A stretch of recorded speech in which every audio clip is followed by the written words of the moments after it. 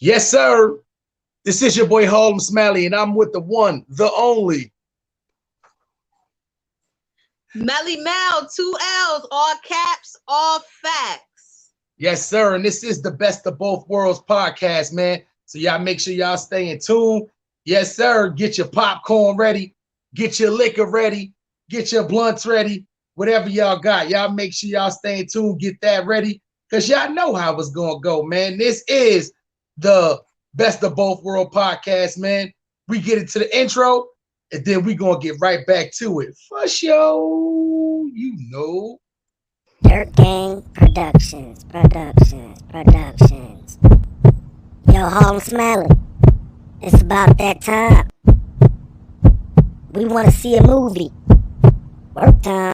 Now, be honest. When you first seen Lil Baby in there, did you have the bonnet on and you snatched it off just to get the No, picture? I didn't. I had my regular hair. I had the, the Versace's on the face. Oh, so they caught you a good Walmart game, huh? Oh yeah, I looked it real good. I looked it real good, but he was in the hood, so yeah. Everybody was taking pictures, snapping. He was trying to get the fuck up out of here. He didn't realize that the Walmart that he came to was the hood fucking Walmart. Recorders, I turned you it's the mortars. If you ride, then I ride, then I slide. I don't care if we fail, long as we said we try. If you cry, then I cry. If you die, then I die. We used to be a crazy team. Dr. Jekyll, Mr. Hyde. If you ride, then I ride. If you slide, then I slide. I don't care if we fail, long as we say we try. If you cry, then I cry. If you die, then I die. We used to be a crazy team. Dr. Jekyll, Mr. Hyde. Up the hill. Any nigga get killed. That's why we live by the slogan. Never ran, never will, unless we doing deals, moving pills, or we moving krills.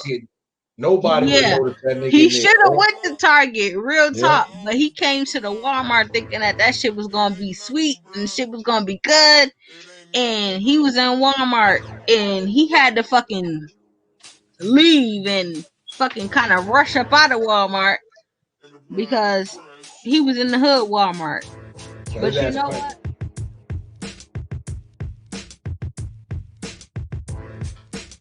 We can get it popping.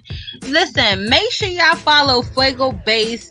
Make sure y'all follow the people that fucks with Hartford people, Benny the Butcher.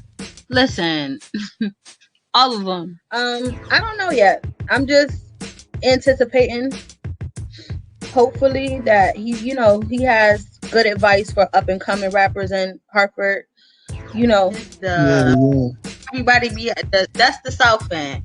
And the North End, Jamaicans.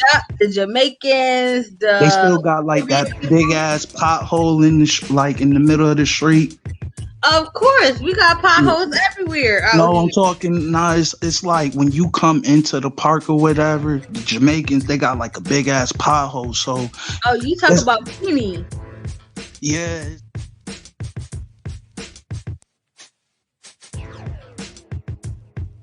150 characters on each page.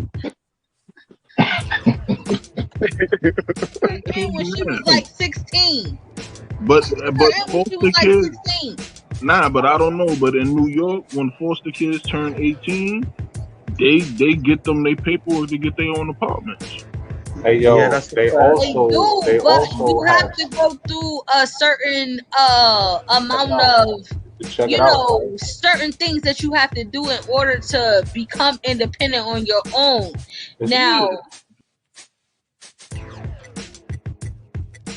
Bum rush like a motherfucker. He didn't really get bum rushed, but he. But at the same time, man, listen, you better watch the movements. We talking about at times the way it was nothing really going on. He's the best hype man in the world. So that nigga gets like we smoked the woolly, please. He only is supposed to be up there. Not at all. They could at least have him do one song if he was going to be up there. That was crazy. In my opinion, what you saying was failed talent, man.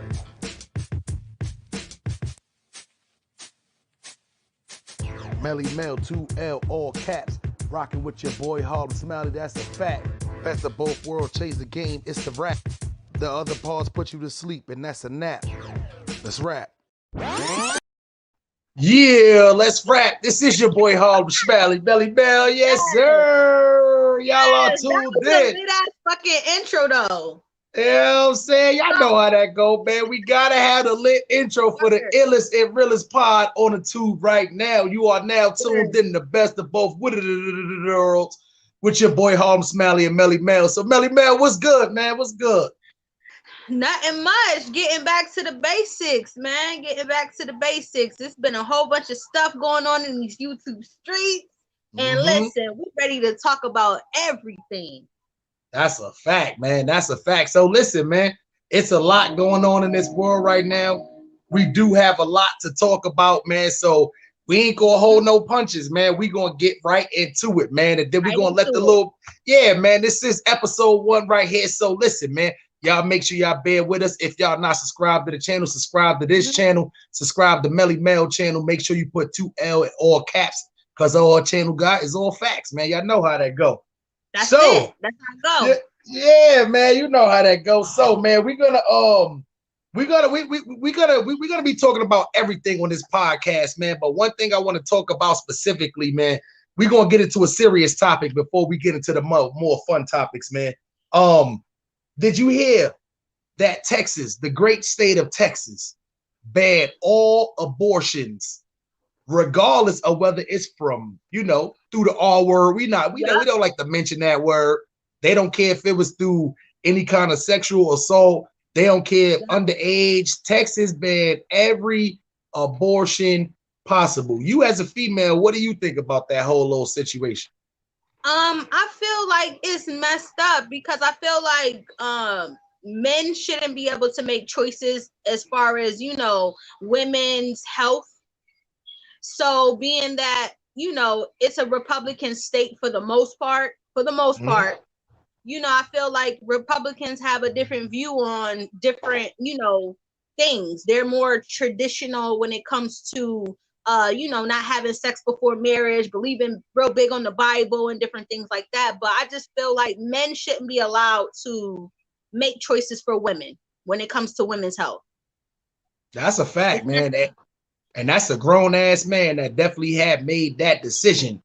And the crazy part is, listen, I'm gonna be honest. I'm one of the people. I'm not gonna say I'm fully against abortion, because I do realize there's situations out there that should never happen with females, that unfortunately this is a cruel world we live in, and it does happen. So I feel like if a girl end up, being in a situation to where the R word took place, word that we're not going to mention here on this podcast, that R word take place, and I'm pretty sure those guys are not, being smart enough to even use protection and stuff. So if that girl end up getting pregnant, I feel like it's her God-given right. It's a constitutional right to make that decision on her own, whether she want to, get rid of the baby, or whether she want to keep the baby. I mean, or keep the baby or not. But at the end of the day, you as a grown man cannot make that decision for all women. I'm sorry. I don't feel like there's a man in this world that can speak for each and every woman in the great state of Texas. And that's what this guy pretty much did for the most part. He took that, and he's being sued right now by the government, because the government is trying to tell him that that's unconstitutional for him to actually ban any sort of abortion through that too. Now, I know, especially when you go down south, it's a lot of people who's deep in the churches.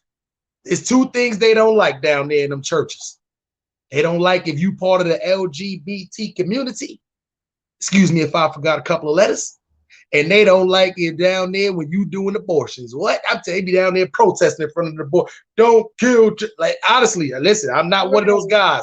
I feel like if you a regular person and you went down, you laid down there with that girl, end of the day, listen, you got to stand up and be a man and just take that rap. But in situations where it's any kind of unwanted sexual assault or anything, even if it's a girl to where she a little younger, listen, I mean, I feel like as the female, because y'all the main participant that has to deal with that, I feel like that's y'all right. You see what I'm saying? So check this, Molly, though. Tell me why they talking about they giving people money for people snitching on the people that go out of state and get abortions though. Like what the fuck? Like how they do that? Hold up. So you mean to tell me yes. They offering snitch money. So if you live in Texas and you go to California to get your abortion, and your homegirl can come back and be like, yeah, she went to California. They arrest her and you get money? Oh, you get money. Yeah. Oh, that's even crazy. Like, how the fuck do you have an abortion snitch hotline? Like, where they do this at? That's crazy. Like, this is crazy. Like, what the hell? I was like, what? And then they also have this, oh, call up your homegirl getting an abortion. You like, oh, hold up, my homegirl about to go to, Louisiana to get abortion. Then they gonna pay you for that? Like, come on, they doing too much now. They doing too much. In order for them to be paying out money, for a fact that them people, the girls, has got to get locked up. The girls is probably 9 times out of 10 gonna get locked up. They not gonna offer no money if there's no arrest. Yeah, if it's against the law, I mean, it's a law. It's pretty much against the law. They passed this bill, and when they pass the bills, they make it law. So it's basically a law that you can't get an abortion. So you're gonna have a lot of people going out of state, traveling to different states to get an abortion. Honestly, I feel like New York has an abortion law where I feel like 5 months is too much. New York is like the only state where you can go and get an abortion at 5 months. And, and I feel like, certain, I feel like that's too much. That's a baby, Yeah, 5 months. That child is definitely way bigger than they anticipated at 5 months. And you know what it is? I feel like what Texas is doing with the whole 6-week rule, that's, to me, I feel like that's good timing, because at that time you don't got limbs developing yet, the brain didn't start developing yet. So I feel like that's good timing, but you can't just all out just ban abortion. Then they coming up with 1-800 abortion snitch hotlines. Yep. That shit is crazy. It's a lot of y'all homegirls out there in them streets, boy. They gonna be like, yo, Shaniqua went to cap. Yeah, how much y'all paying? When I heard it, I was like, yo, are y'all kidding me? Y'all already making it, y'all already making, rights for women's health as men, or these people were making rights for, health, women's health. But on top of that, to add a extra component as if you go somewhere else to get an abortion and somebody snitches on you, they're going to get paid? I was like, yeah, it's too much. That's fucked up. Listen, my advice for y'all, man, it's a lot of y'all out there. Y'all better watch y'all homegirls, man. So, yeah, man. Yo, so, shit crazy, man. So, moving on to something a little bit different, man. I'm going to play this clip for y'all real quick. And I kind of want Melly Mell's insight on this whole thing.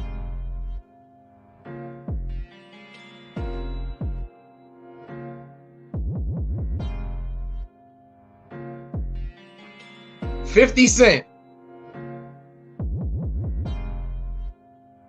This guy's just trolling Omar from The Wire, man. I'm not even gonna call it trolling, but he puts up, damn, if you didn't see Raising Kanan, check it out. Fentanyl is no joke, killing the clientele. So now, Melly Mell, do you feel like this was 50 Cent? Do you feel like him talking about Omar, well, we gonna call him Omar from The Wire, man. Rest in peace, man. It's only right. It's only right. It's only right. When people still see Chris Tucker, they call him Smokey. People don't even know they call him Smokey. You see what I'm saying? It's only right. They should have put that on his Omar from The Wire. That's what he played in a lot of other shit, but that's what he's known for. He puts in work. We know him as. Right. Yep. So, and you know what? And before I ever get to, listen, man, do you feel like 50 Cent, do you feel like it was a coincidence and him just trolling and promoting? Because the 50s, listen, the whole episode that they did, they had to be filmed way before this came out. But is it a big coincidence that this episode came out the day or two before this shit happened? I don't think so. I don't think so because I'm gonna say this because rest in peace to Michael K. Williams. Mm-hmm. He had already talked about how he had drug problems in the past. So I don't think that this was a coincidence. I think that with the Raising Canaan, I think it was, they were just going through, the motions and, just how things were working. So I don't think it was a coincidence. I think that it just, they just happened to air that, that episode and this happened. But no, I don't think it's a coincidence. And I'm gonna just say something right quick, before we go. I'm gonna say something right quick. Listen, I'm real controversial, but I'm gonna say this. To all the people that like to be nice and nasty at the same time, pick a struggle. Pick a struggle. Because you can't say, oh, bump him and, but then say rest in peace and then, prayers and everything to his family. Like, you can't be nice and nasty at the same time, Hassan Campbell. What? Yo, that's a fact. And you know what's crazy? It's people out there that's judging this man like they ain't have no aunt, no uncle, no cousin that went through this same shit too. My thing about it is, my whole thing is too, and my message to the people is like, you just gotta watch. Listen, I'm sorry, drugs is dangerous to begin with. At the end of the day, me, I smoke weed, I drink liquor, that's it. See what I'm saying? But at the end of the day, drugs is dangerous to begin with. But the drugs that you may know from back in the day is not the same as it is now. Not even the weed for the most part. Right. So which means y'all gotta listen. You gotta start going to people who if you want to be out there doing drugs, it might as well be somebody who you know, who you trust, ain't gonna do no shit. Let's be for real. The actors, they not out there going to the low-end motherfuckers on the street that's stepping on their shit 30 times just to try to get that profit and all that. Nah. The high-end people usually buy from high-end dealers. High-end dealers usually not worried about making the extra money because they got high-end clientele. So at the same time, they trying to get the purest that they can. The crazy part is like now you don't got to worry about people stepping on it. You got to worry about them stepping on it and then trying to make it stronger at the same time. That's where this whole little fentanyl shit is coming into play at. So at the end of the day, you got to realize if you motherfuckers is smoking dust, you got to be super careful. If you smoking K2, you got to be super careful. If you doing crack or cocaine, you got to be super careful. Heroin is the only thing I didn't see being, extra shit, but you better super be careful if you doing that. Just smoke weed, motherfuckers. Go ahead, Melly Mell. And he talked about his drug abuse and everything in an article that I did read when I was doing my little research. He talked about it. He said probably like season 3 of The Wire, he was going through it with drugs and and he was just having a hard time. He said during the set he kind of picked up, just a little bit more than he was doing before during the season 3 of The Wire. So, he opened up he opened up about his drug problem in the past. So, I didn't take it as it was something fishy going on with his death or, it was sudden, but being the fact that he did open up about him having a drug problem in the past, I was like, okay, I'm not going to go down the rabbit hole with conspiracy theories just yet. Yeah, no, that's crazy. And the sucky part about it is too, I can't believe at least I know both of them, 2 known actors the day apart from each other died from almost the same exact thing. That's crazy to me. That makes me think like, damn, did they go to the same guy and get their shit from the same guy? Like, because once again, and when you in that little circle, that little realm, it's not too many people you as an actor can go to, especially not after Whitney Houston and Bobby Brown, drug dealer, came forward and said they spent over $750,000 with me. Listen, people was being super cautious now with what kind of dealers they going to. So now it makes me think, if he went to the same deal as these guys, how many other people probably got that same bad batch that's probably just dropping dead and we not even know about it because they not no actor or something like this too. But at the end of the day, listen, man, it's crazy, man. But What I'm gonna do is real quick, because I know it's a lot of young people out there. They don't watch The Wire. They don't know who Omar from The Wire is. You see what I'm saying? So we're gonna play a little clip. You see what I'm saying? Rest in peace, because I know if I see some, that's a fact. I see somebody like this walking down the street, I'm doing exactly what the rest of these other people do. That shit is crazy. I don't care what drug. That's a fact, man. Omar coming, yo. Omar coming, yo. Did you hear that? Omar coming. Come on. Get out of here, yo. Omar coming. Put that shit down. I said Omar coming. Somebody is coming now. Come on, let's go. Yeah.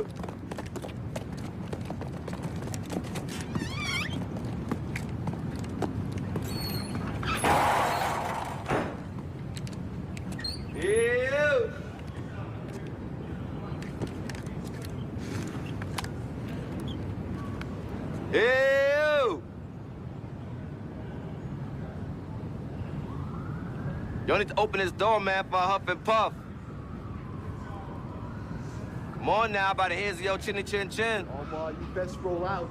We up in here with the Mac tank. Oh, I think's not, Trell. I think's not. Y'all might need to think this through and stop wasting my time. Because Omar can come back tomorrow. And the next day. And the next day. And I will put a bullet in all y'all behind what happened right now. You heard?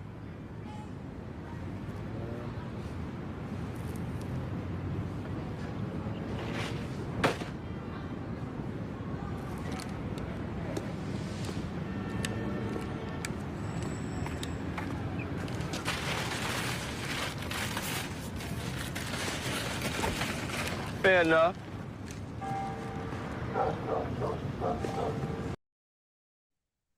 It's summertime and this nigga outside with a trench coat and a do-rag. I'm out of there. Okay. I'm out of there.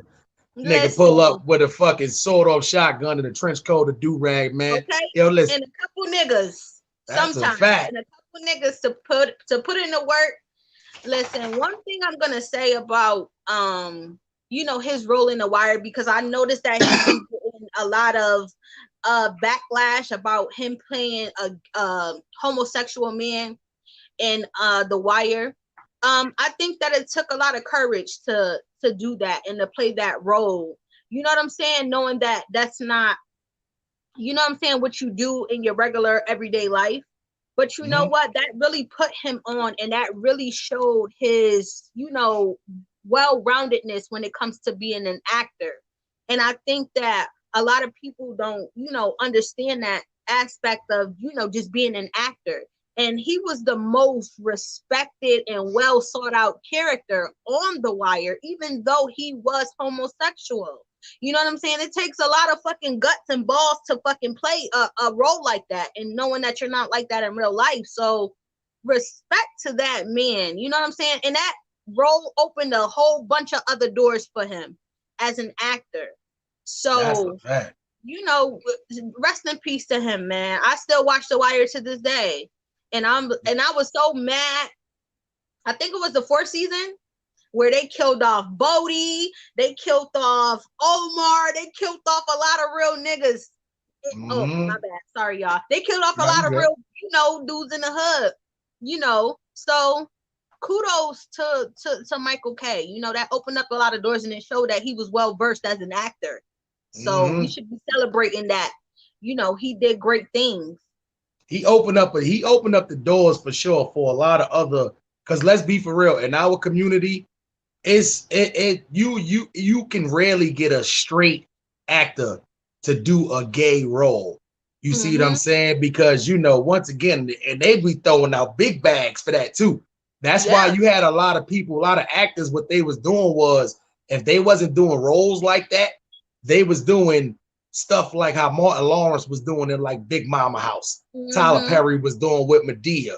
Eddie Murphy was doing with with the whole Nutty Professor and the Clumps thing. Yeah, Respucia. Yeah. That was the thing you had to do. It was those roles. It was like, all right, do a role to where you're playing a homosexual male, or you do a role to where you're dressing up in a wig, and so some people took but he made it to where it was okay for certain straight males to be like, all right, the bag is crazy. I'm gonna go ahead and do this. Now I'm gonna be honest. I forgot on it was one of my lives like last year. Somebody asked me, could I ever do a role like that for the big bag? And I'm gonna be honest, that's not something me that I can go ahead and just, and just I ain't gonna lie. I could be living under the bridge and they like, yo, Smiley, we got $20 million for you. Yo, you got I don't know. I might gotta get my shopping cart and go. I'm gonna be honest. You see what I'm saying? Like, sorry, I gotta turn down. I'm gonna get it mine the rough way out here. But him. Right. He made it to fuck it. The bag is big enough, listen, I don't know. But anyway, like, But no, hold on. Let me say something though, Smiley. Hold on. Let me say something right quick. Because a lot of people, I feel like a lot of people didn't really understand his role. Like, you have to understand, there's a lot of men out there, listen, and a lot of people probably not gonna like me for saying this, but there's a lot of men who are locked up or in jail that's like Omar, but are still respected. And I feel like a lot of people overlooked that and didn't really understand that. And they just looked at it as, you know what I'm saying? Like, oh, he's gay, whatever. That's, but I know a lot of dudes out there that's, about that life. Listen, let's get this. Listen, back in the day in jails, and we talking about way back in the day, I know it used to be, and this is from older stories I hear from older uncles, stuff like that. This wasn't a time when I was around in jail. They would do stuff like it. They would be embarrassing to the other male if you let a male do something to you in jail. But to me, I'm looking at both of y'all like, nah, both of y'all on the same team. If you're doing that, him, he didn't want it. So if anything, he's, you still on the other team because you chose to do that to that man. I never got how that whole concept reversed in jail to where, if he go in the cell and do this to this guy, he's not the one labeled gay, but he did it. He got it unwillingly, but he's the one that I don't get it. Anyway, that's not something that currently happens. And even though I haven't been in jail for, quite some time, don't plan on going back. At the same time, that's not something even when I was in jail, early 2000s to the mid 2000s, when I was, in and out, that's not something you were seeing, butt pirates is not something you see running around county jail now. Does it exist in upstate jails? Of course it exists in upstate jails on the low like a motherfucker, but those guys are not respected. I don't think they got booty pirates just running the whole damn tail. Like he could just run down the nigga cell like, yo, light-skinned dude. You know what I'm saying? Like, nah, it's not like that. So that's not respected at all. And I'm gonna pause myself double time for even talking about that too. But that's some old Shawshank Redemption shit. But had to, put it out there and bring it up because it'd be a lot of tough. I don't even want to say that on this channel. You know what I'm saying? But I think you know what I'm talking about. HT. Oh yeah. HT, Yep. So that's all I was saying. But hey. But rest in peace to Omar from The Wire, aka Michael K. Williams. Rest in peace. Word up. So Melly Mell, man, you ready to spill some tea for the people? You ready? You got some spilt tea for the people? It could be YouTube stuff. It could be non-YouTube stuff. You got some spilled tea for the. I got both. I got YouTube stuff, and then I got, well, it's probably mostly YouTube stuff. Shit. Well, listen, man, let's get into this next segment real quick. This is Melly Mell about to spill some tea on y'all.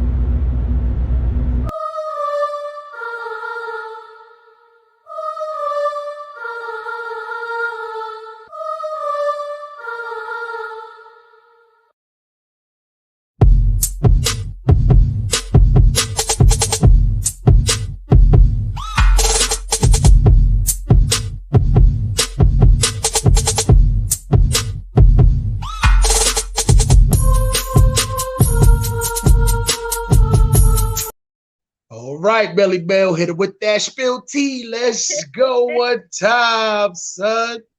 Okay, so as you guys already know, that R. Kelly has been going through his, trial as of lately. And recently, somebody within the jail system leaked all of his information to Miss Tasha K.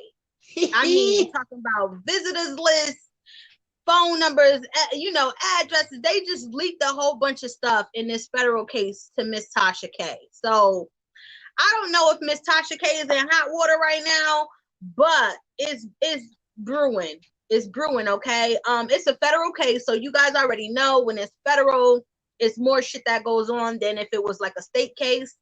So wait, so hold on. So you mean to tell me what? Then hold on. So who's Tasha K? Please enlighten me a little bit on who Tasha K is. Well, Tasha K is another vlogger. She came up just like, what I'm doing, what, maybe the other bloggers in the sector do.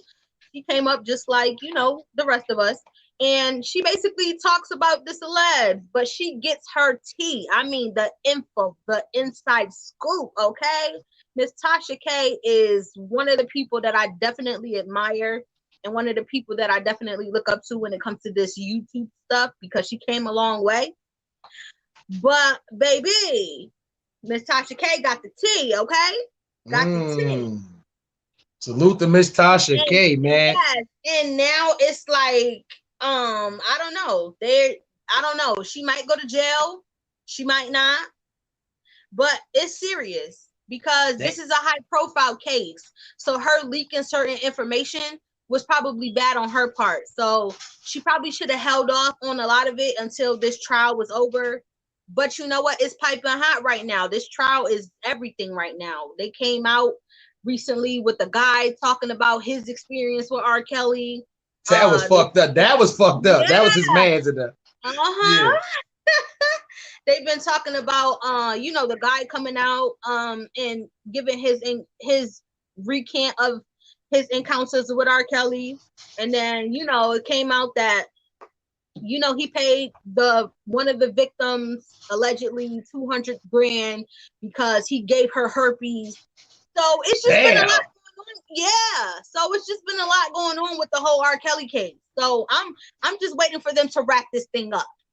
Okay. I told people R. Kelly was running around here giving people the Usher Raymond, man. I told people that's crazy. And that doctor said he knew about that shit since 2007. Mm-hmm. What? R. Kelly from 7 to 18 was running freely, just running around, just puss bumping females out. You know what? But go ahead, Melly. I'm sorry.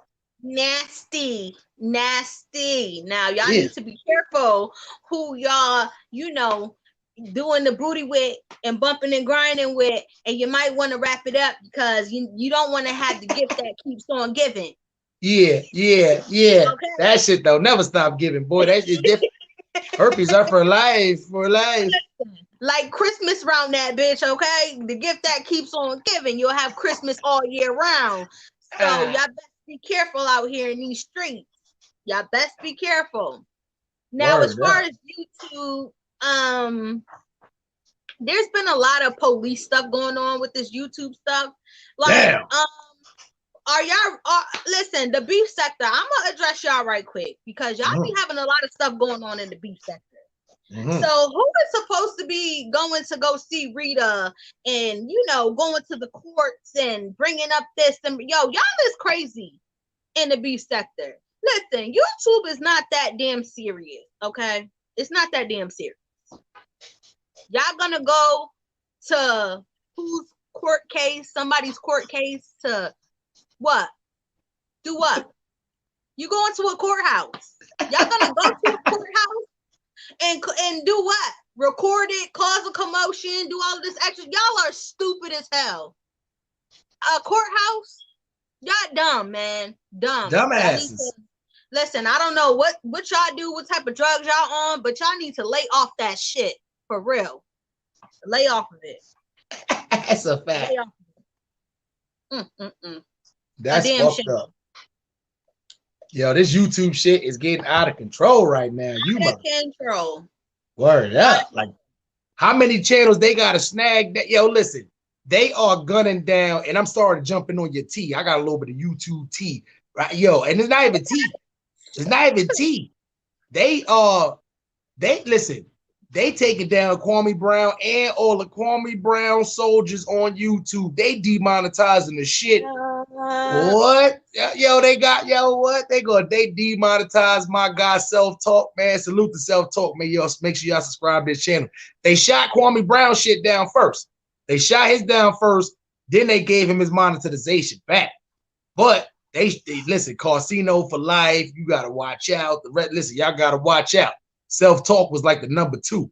Gun my son down. So that's why I try to tell y'all all this YouTube stuff that y'all doing. Only thing gonna happen is they gonna gun y'all channel down. That's what's gonna happen. But let's back to the real spill tea. I mean, honestly, I feel like with the whole Kwame Brown situation, I feel like he really, after that whole Hassan Campbell thing popped off, I feel like he hasn't really done much. Like, I feel like he just wanted to become a YouTuber. This is just my personal opinion. Nobody has to agree. I've watched this thing a couple of times, but I'm just like, okay, he does the same thing that a lot of us do in the Black sector. He's not nothing special. He's not nothing extraordinary. He doesn't do anything different. So, I mean, I don't understand why y'all blew him up as big as y'all did up here when there's other people who have way better content. So that's just my opinion. Now, I'm going to be honest. This is where me and you, we agreed, but then we kind of disagree at the same time, too. And I felt like out of the whole team, I was the only one that was even, you know, but I'm glad I didn't go that route like the other ones did and try to be like, you know, man, they would have gunned me down, man. They gunned him down. I know, not my channel, please. See what I'm saying? But at the end of the day, I felt like Kwame Brown is super funny. So I felt like what he did was starting out. He was one of them people to where, listen, they talked about me, they called me a bust. I'm gonna take that and flip it around. Almost the same thing what Black people did with the N-word.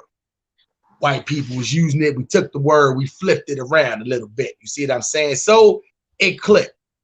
And the people he was going at originally was people who talked about him. Well, I think he messed up at though. I think he dragged it along way too far. And then he started getting to any and every popular beef. When you start beefing with other regular YouTubers and stuff, this is one thing where I do like the Hassan Campbell do. Even though he called the Black sector the dirty part of YouTube, but you know, or the broke part of YouTube, whatever he called it. You see what I'm saying? At the end of the day, he don't really respond to smaller YouTubers that's not gonna benefit him any views or extra money. That's the route I felt like Kwame Brown should have went. Him arguing with the, you know, the Tommy Sotomayers was good, and you know, the what's the name? The old basketball player Steven Jackson and you know, Stephen A. Smith. I felt like that was, you know, good for him. But once he started going against other smaller YouTubers, it started looking like, as far as, you know, like, what are you doing here? You see what I'm saying? Is it just for, you know, the money? But I do feel like he's super funny, so he just need to get different content. He get different content. Yeah, he is funny. Yeah. I feel like he is funny. You know, he a funny country ass nigga. My bad, y'all. He a funny No, you country good. ass dude. So you know what I'm saying? I understand that, you know, but I feel like people definitely hopped on that bandwagon without really, you know, seeing what it was, just because he had that title of being, you know, in the NBA.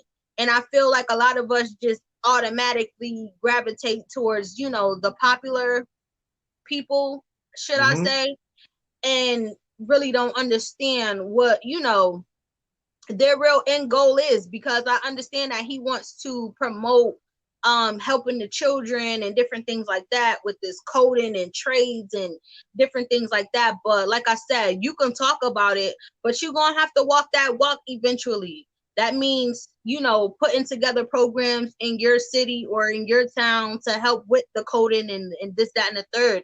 You trying to push it on everybody else, and everybody is not on the same page as you. You know what I'm saying? Everybody is not there with you as far as, you know, your message. So, you know, it is what it is.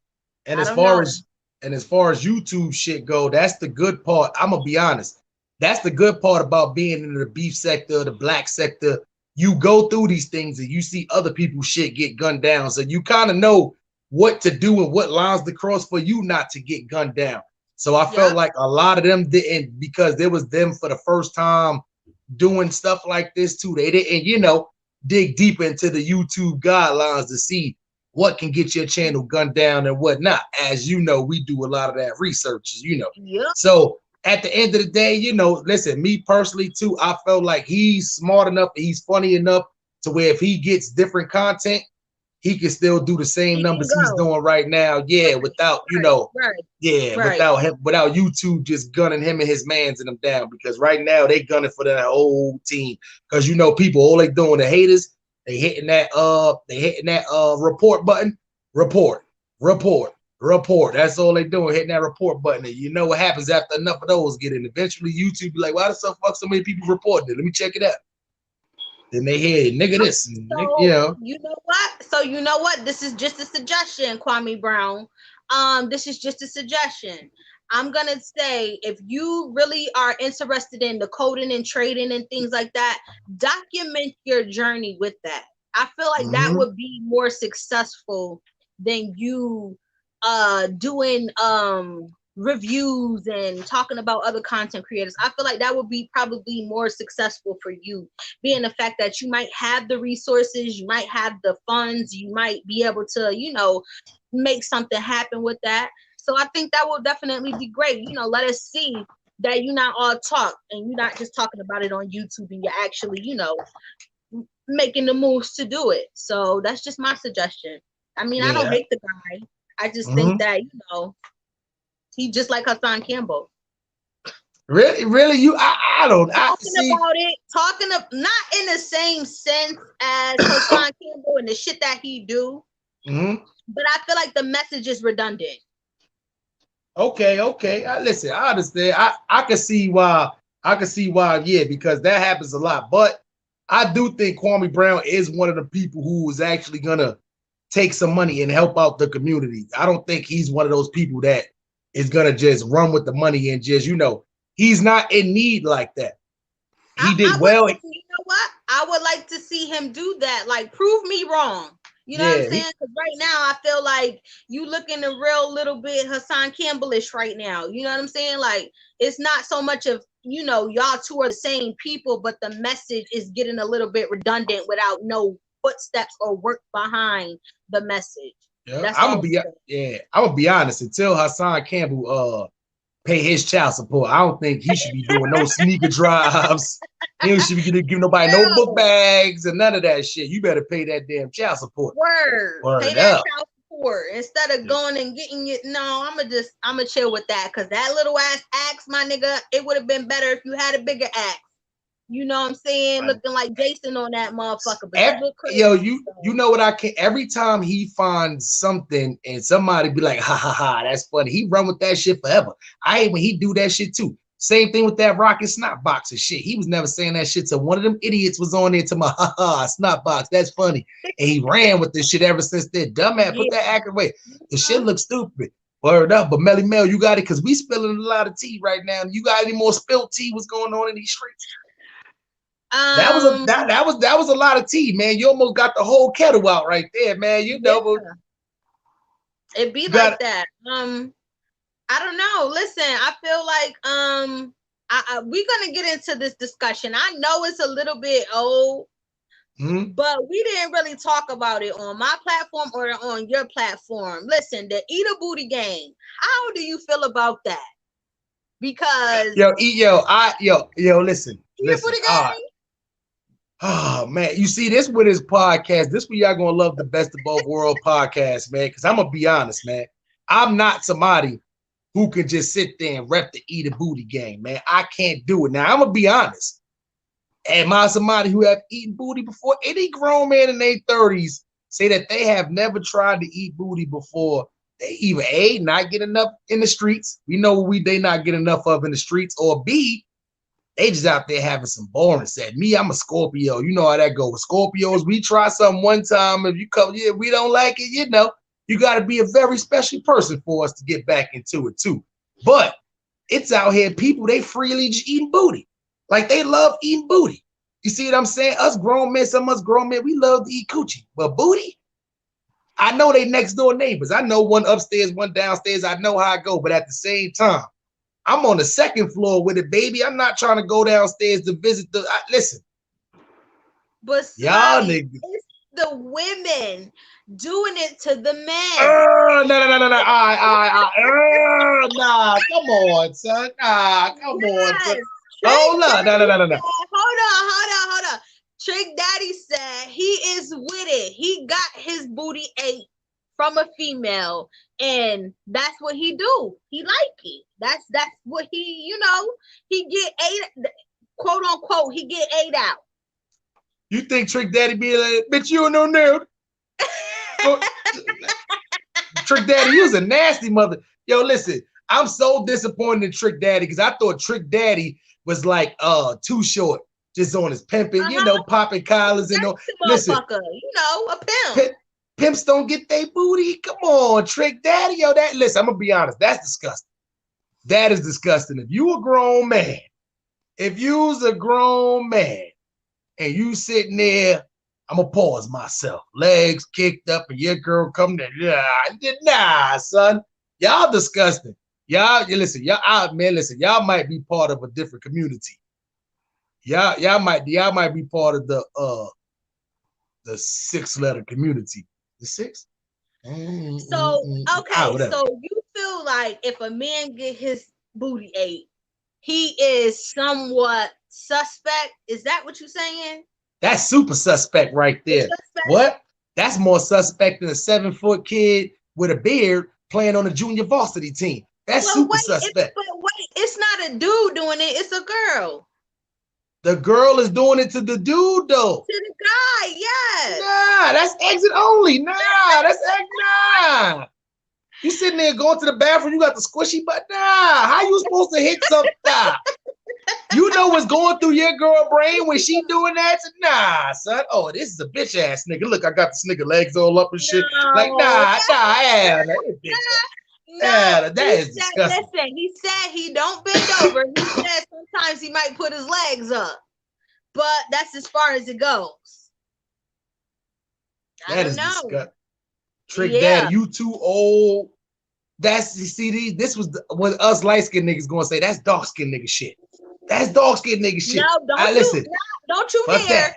Don't you dare blame that on the dark skinned niggas. Dark skinned nigga shit. Fuck that. They always got light skinned nigga shit. Oh, this nigga acting like a diva. That's light skinned nigga shit. Oh, this nigga going outside with sunglasses. That's light skinned nigga shit. Listen, eat booty. Do that. That's dark skinned nigga shit now from now on. Sorry, Black Rock. I know you. I see you in the chat right now. Salute to everybody on Twitch. Yes. Salute to everybody on Facebook and on YouTube. In the chat. Yeah, and Spotify. I don't know if I fuck something up, but I don't see Spotify up there in the box right now. But I'm gonna tweet that out. But nah, see what I'm saying? Black Rock, man.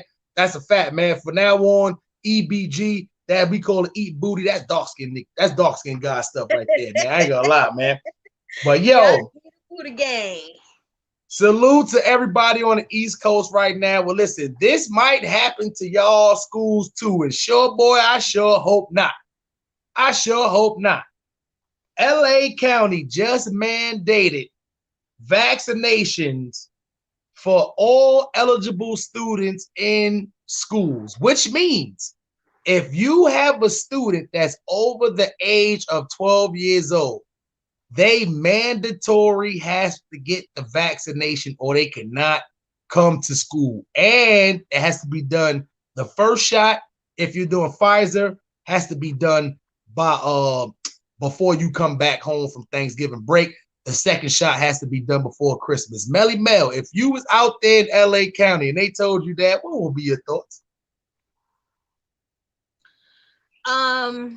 First of all, I feel like they shouldn't be forcing people to get this shot. If people are against it and they don't want to get this shot, I feel like people shouldn't be forced to get it because this shot is not a guarantee. You can still catch COVID. Mm-hmm. So it's not a guaranteed treatment. You know, they say it just lessens the symptoms, but they already did research saying that the Pfizer and the Moderna and, you know, those COVID shots do not help against the mutation of the virus. It doesn't help against the Delta variant, the Gamma variant, all of these Greek, you know. I know what the fuck is what the fuck is next? The beta and the alpha? Like what the fuck is going on? I don't want to meet the alpha. listen, listen, the COVID is mutating. So the first shot, it only protected against the first COVID-19, sickness, the virus. So why are they forcing people to get vaccinated if it's not going to help fight against any other variant of this COVID? You know what I'm saying? So it makes absolutely no sense. And I feel like people should have a choice whether they want to take it or not. It's just like the flu shot, whether you want to take it or not. So I feel like they're forcing this on us, and now it's like we don't have a choice. Now we have to give it to our kids. And I feel like, no, that's not right. You're not gonna force me to give some shit to my kids that I don't want to give to my kids. You know what I'm saying? Yeah, that's a fact. That's why me and my household, I said I was gonna be the test dummy. I was gonna be the first one to get it, be the test dummy. If some shit happened, I start growing wings, mutating, or some stupid shit like that. All right, nobody else get it. I gotta just suffer the consequences. But I'm not trying to take that risk with my kids, especially with all this new shit running around out here, the alpha, the omega, the delta, the beta, whatever the fuck. Like, it's mad variants coming. I'm starting to think like, damn, like it's almost like when you on level 1 shit, you done got the level 1 vaccine, but now you on level 2, level 3, that shit don't even work on there. Like, that not about to keep going up levels and shit like that. What the fuck going on here? You see what I'm saying? So it's about to be a lot of protests and unrest and a lot of black people in distress, because you already know our community is the #1 community right now reluctant to have the kids take the vaccine. And they did it in one of the worst places you can do it at. LA, like of all places, right? I feel like New York, LA, Chicago, Detroit, Florida. Florida. Those could have been some of the worst places you could have ever made that the first place to actually do it. Because I already know what's gonna happen. I'm the next city outside of LA. So whatever LA do, my city do that shit 2 weeks later. So I already know what's gonna happen. But the cool part about it is too, I only got an 8-year-old that's in public school right now, so he's not eligible. You see what I'm saying? But it's for parents and stuff like that that got anywhere between 12 to 17. Your kid got to take the variant, they got to take the vaccine, or they got to stay out of school, which means right back to homeschooling and all that you going to. And another thing they're doing, all federal employees must be vaccinated right now. So yeah, I heard that too. If you work at TSA, if you work for the federal government, it don't matter, CIA, FBI, you work for the president, TSA, top flight, what's crazy? FedEx is federal. FedEx is federal. That's federal workers. UPS workers, all of these people have to mandatory get the vaccination. If you don't get the vaccination and you don't come to work, you cannot get unemployment. So Mell, now if you was in that situation to where now if you was a federal employee, how would you look at that as far as if you had to take the vaccination? I feel like it's my right not to, and fuck it, I'll find another job or go somewhere else, because you're not gonna force me to take something that I don't want to take. It's like now you're forcing people to take this shot when it should be, your choice. So now they're taking away our rights in a sense of making our own choices. But you're not gonna take away my choice or my rights. So you know what? Kudos. I thank y'all for the opportunity. I'll find another job or do something else, because you're not gonna force me to take some shit that I don't want to take. Yep. So what's next? Next is gonna be the athletes, and then they're gonna start doing it in places like restaurants and any kind of retail stores and stuff like that too. And then it's gonna be mandatory for you to even fly. Then you're gonna have to have your car. It's crazy. They're not gonna have a lot of people working.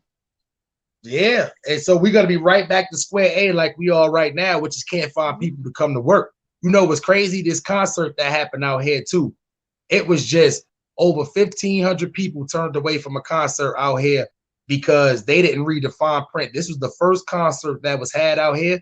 So where if you wasn't vaccinated and had your vaccination card, you couldn't come into the concert. That's this shit like this is just the beginning. Once the FDA approved Pfizer, I told people weeks ago, I think me and Black Rock was on a panel talking about this. I said they're gonna start making it mandatory for people to even go to work, for you to fly. Like if you don't get this vaccination, it might get to the point where your ass got to stay in the house. But guess what? They not being generous with unemployment, giving you unemployment. If you quit your job because you don't want to get vaccinated, you are not eligible for unemployment. You cannot just, you better start thinking the fucking, see what I'm saying? You better start thinking twice. Your ass better start doing YouTube or some shit like that, man. You better do something where you can sit in your house behind you gonna be like the bubble boy. You can't go nowhere. You gonna go on the 7-Eleven? You got that vaccination card with you? Damn, I can't go in the supermarket, 7-Eleven. I mean, they do have jobs where you could work from home, so I don't think it would be, completely impossible to not find work. Even though the federal jobs have the good benefits and things like that. So, but where you gonna go? You can't go in casinos. You can't go in Six Flags. You can't go in nowhere. Niggas ain't inviting you to the barbecues. That's gonna be a lonely life, my nigga. You gonna be like the 40-year-old virgin just living in the crib by you. Know what I'm saying? You might as well go live back in the house with your parents and just say, fuck it, life's over. And you gonna have all that money and can't even spend the shit. What? Can you imagine you become a millionaire, some shit, doing mad days on YouTube and can't even spend the shit? You online just buying shit. You buying new Jordans and shit. You gotta walk around your house and shit, go live showing your Jordans. You know what? I'd rather save it and invest than to be out there just splurging and spending it on frivolous BS anyway. So I'm a homebody, like all across the board. So that won't faze me. They say we gotta stay in the house. I'm like, cool, shoot, let's go, let's get it. I'm in the house. So, word up. That shit is crazy, man. Word up, man. But yeah, man, rest in peace one more time, man, to Michael K. Williams, aka Omar from The Wire, man. If y'all don't know about it, definitely go back and watch a lot of his old stuff that he got. He did a lot of movies. He did, especially like a lot of undergrad. His should be dope too. Netflix specials. It's mad shit he got, man. So once again, rest in peace to Michael K. Williams, aka Omar from The Wire, man. And another rest in peace to Nene Leakes' late husband Greg Leakes. Rest in peace. To him. Shit! When that happened? He passed on September 1st. He died from cancer. So rest in peace, Greg Leakes, man. Yeah, they just had a beautiful ceremony, like a homegoing like ceremony. Well, it wasn't a homegoing, but they did like a ceremony where all the housewives, came out, and it was nice. I really like Greg. I feel like he was the only husband on the Housewives where, he was just chill. He was laid back. He was cool dude. You know what I'm saying? He had common sense, and he loved that woman, even though she, was full of drama queen, but that was his queen. So, prayers to, the Leakes family, Nene and her son, and, just, prayers. And rest in peace to Greg. Word, that is a fact, man. So I'm gonna get into a little bit of the hip hop world, man. Let's start out with let me see real quick. Let me just play this clip real quick.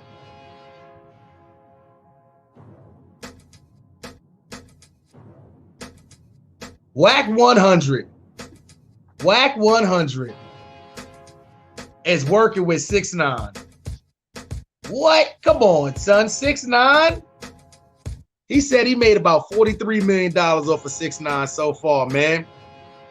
Last week, longtime music manager of the Game and Blueface responded to an Instagram comment, revealed the controversial rap is working on a follow-up of last year titled Tattletale and accompanying tour. Never shut down, he wrote, working on the 6ix9ine album. I speak what I do because I do what I want. So, Whack 100, listen, man, Whack 100 is producing 6ix9ine's next album, which is probably gonna be like Tattletale 2 or something stupid like that.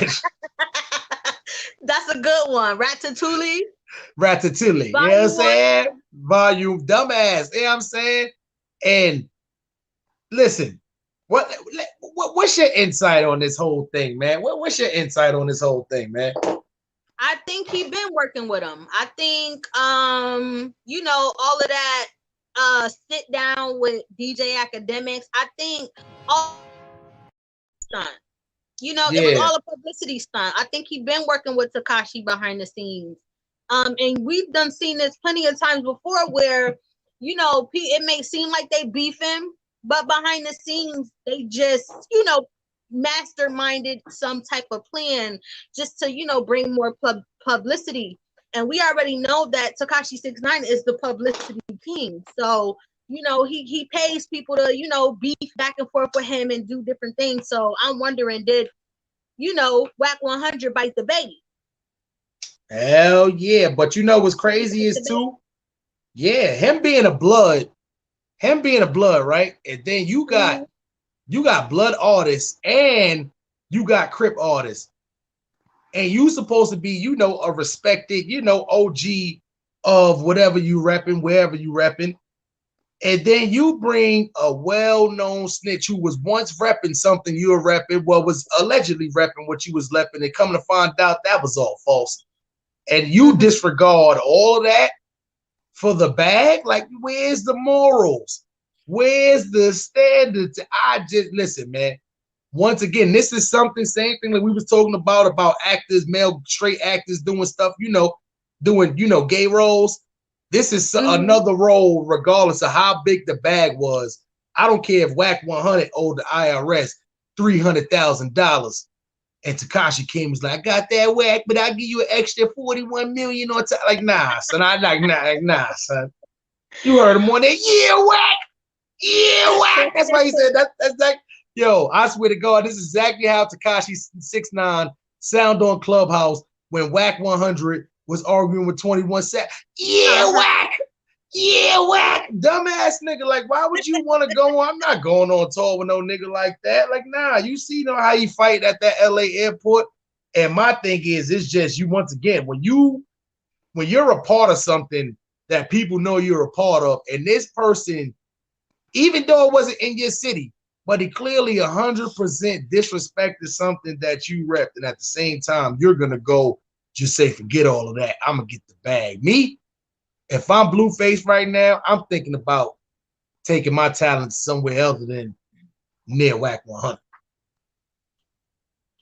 Well, I definitely feel like, see, there was a couple scenarios that I definitely came up with, but then again, I was like, damn, I had to stop thinking like that, because it's probably not like that. I was thinking like, okay, you know how some people just get close to a motherfucker so they could definitely, you know. Yeah. You know. But you know what? If this was Whack 120 years ago, I definitely might would have been like, yeah, Whack about to. But nah, you know what though? But now I'm just like, you know what? It's more so about the business and people, you know, wanting to get a bag and get money and different things like that, and being controversial. I feel like it would definitely not work in his favor with this, because, you know, nobody's fucking with Tekashi 6ix9ine like that. You know, it's over for him. It's a wrap. So you promoting on this man is not gonna get you. It's not gonna get you more rich, and it's not gonna get you more famous. He definitely made it very clear that he has no problem with snitching on you if you're doing something to him.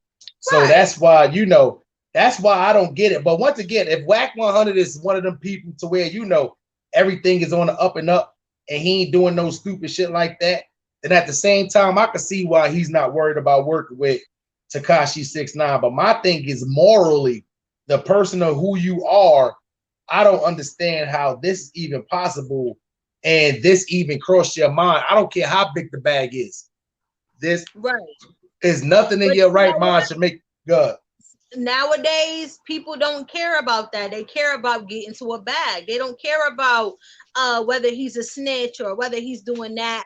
They don't care about that. They like, fuck it, I'm gonna get a bag, because a lot of them think like this. They be thinking like, well, people gonna talk about you whether you doing good or bad. Yeah. So I might as well get a bag while you talking bad about me or good about me. I might as well just get a bag out of it. So that's probably where his mindset is. And he's probably thinking that, you know, he can make money off of this situation. And I feel like it's a bad move. Like, even if Tekashi 6ix9ine is popping in Europe somewhere where it's not America and they don't see it like that, I still feel like that bag is not going to be as big. Yeah, that makes sense. So you feel like morals and standards for some people is out the window when it comes down to the bag? Yeah, definitely. You know how many people forget about that?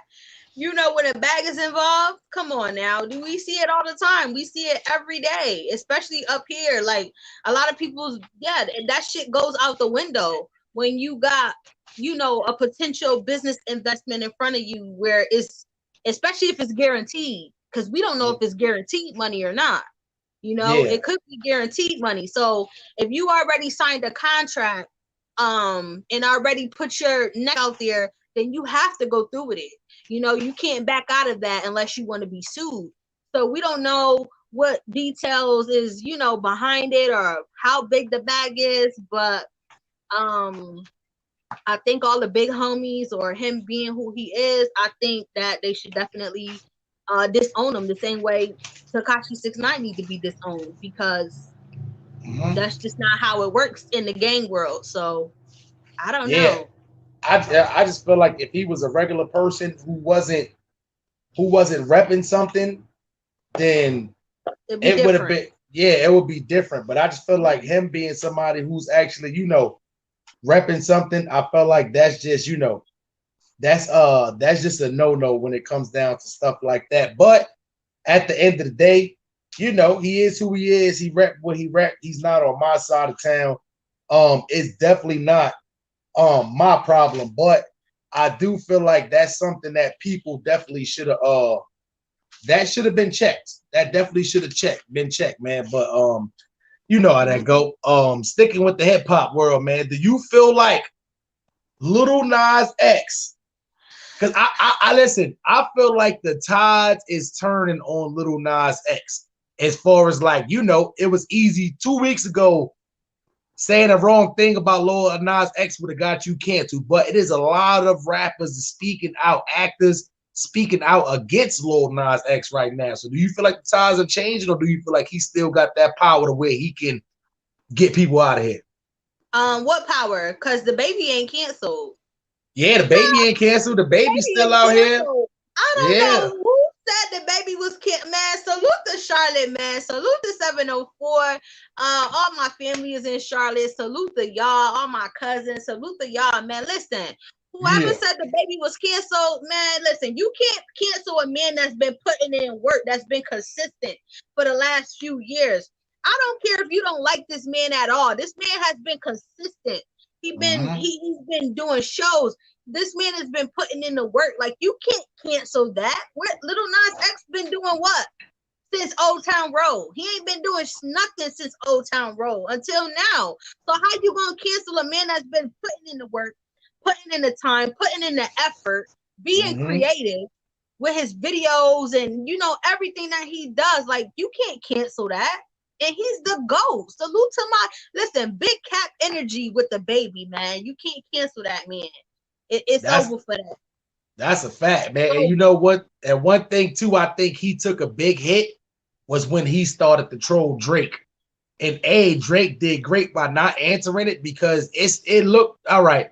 When Drake put up the whole thing with the pregnant females as cover art, and then he swapped it and made it all pregnant males, it's not like you're representing what you got. Then you do a whole photo shoot with you as a pregnant male. That's straight troll. Right.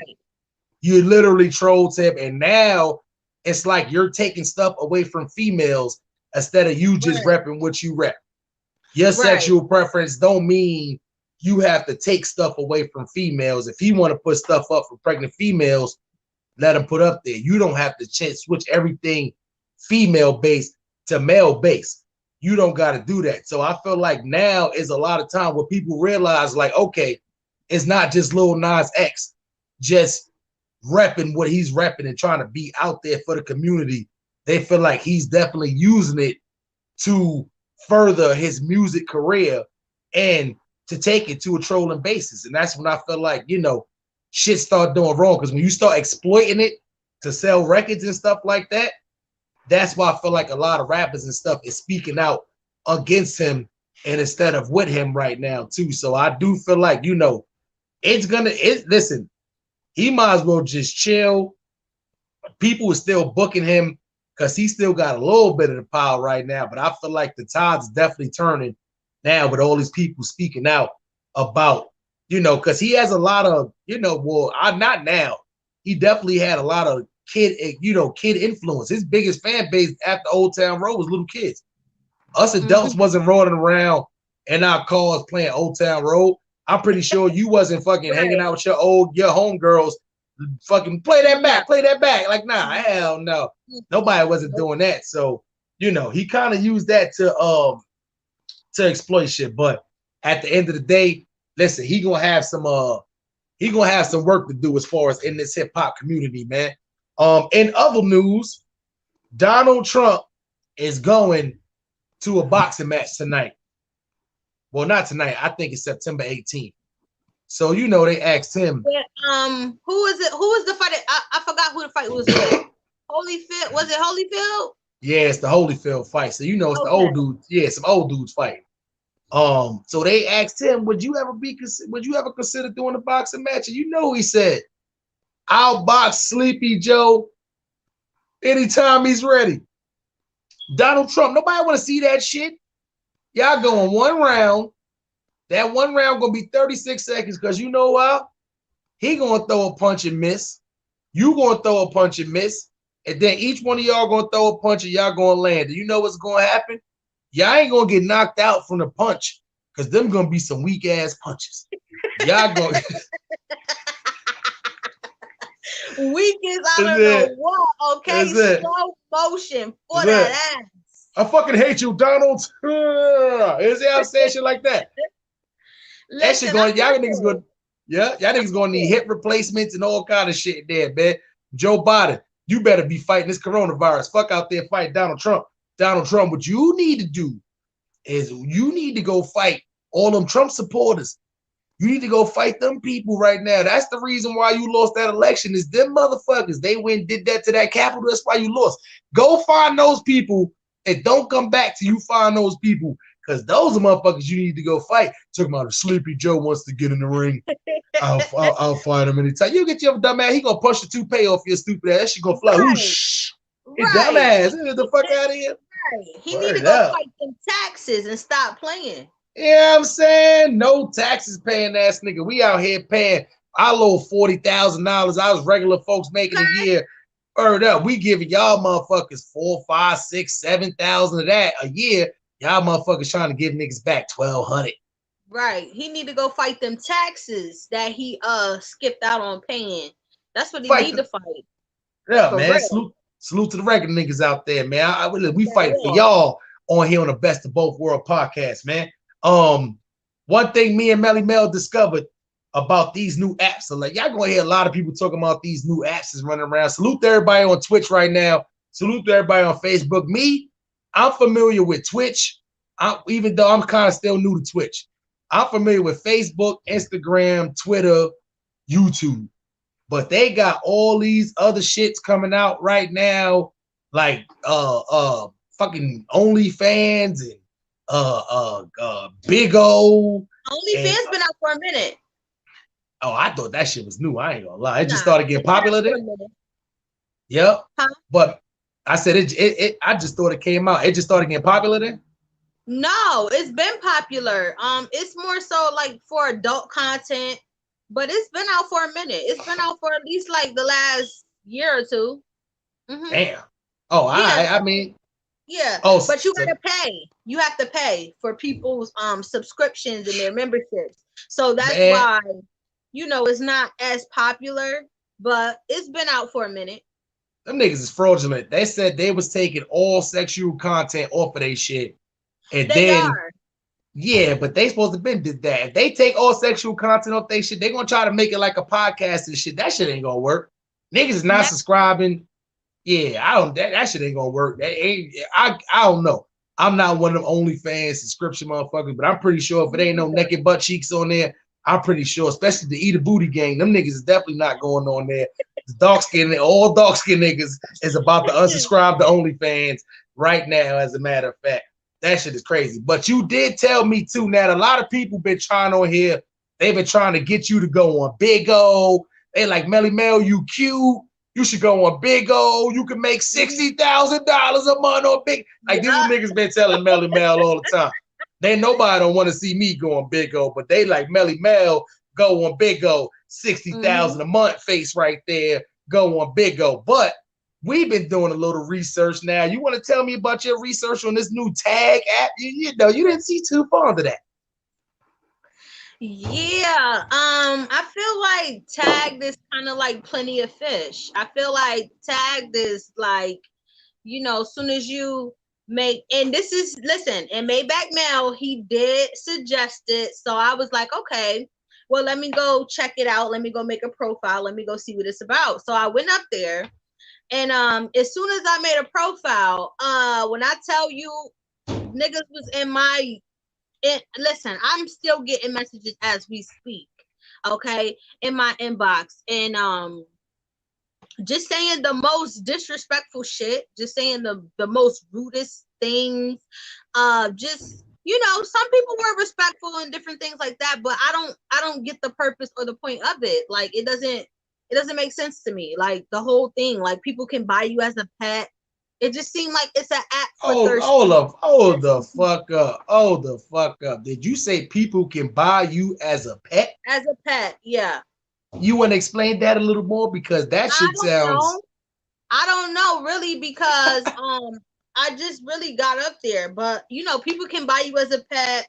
You can send gifts to people. It's like Bigo, but it's more so like a dating. It's more so like a dating app.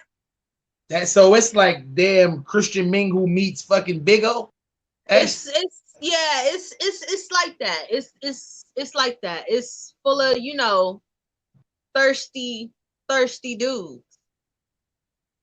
That is absolutely, yo, listen, man, that is crazy, man. So listen, I did a little research on the Bigo, You know, people be calling the shit bingo, but nah, it's not bingo, it's Bigo. I did a little research on the Bigo, and I'm gonna be honest. If you're not somebody who's a gay male or a female who A, has a cute face, B, don't mind showing body parts, and we're not talking about on the OnlyFans shit like showing nipples and showing, being up there with thongs and all that shit, even though they do have a lot of girls. I noticed they do sit in their underwear and they do show like they leg tattoos and stuff. You know, that's what OnlyFans is about. Now, I'm going to be honest. If you one of them girls who just go up there with conversation and you just trying to just show your face and talk and you up there with big sweaters and all that, like, nah, like, you're not going to make money. That's exactly, you're not going to make money. They don't want to see, this is not ugly sweater day. Yeah. They be up there with big sweaters and all that, you know, turtlenecks and like, nah, like nobody, you're not making no money on Bigo. And I'm not saying everybody on there is perverted, but a lot of people go there too. It's almost like they want to be on OnlyFans, but without seeing full amount of sex and without paying the money for it.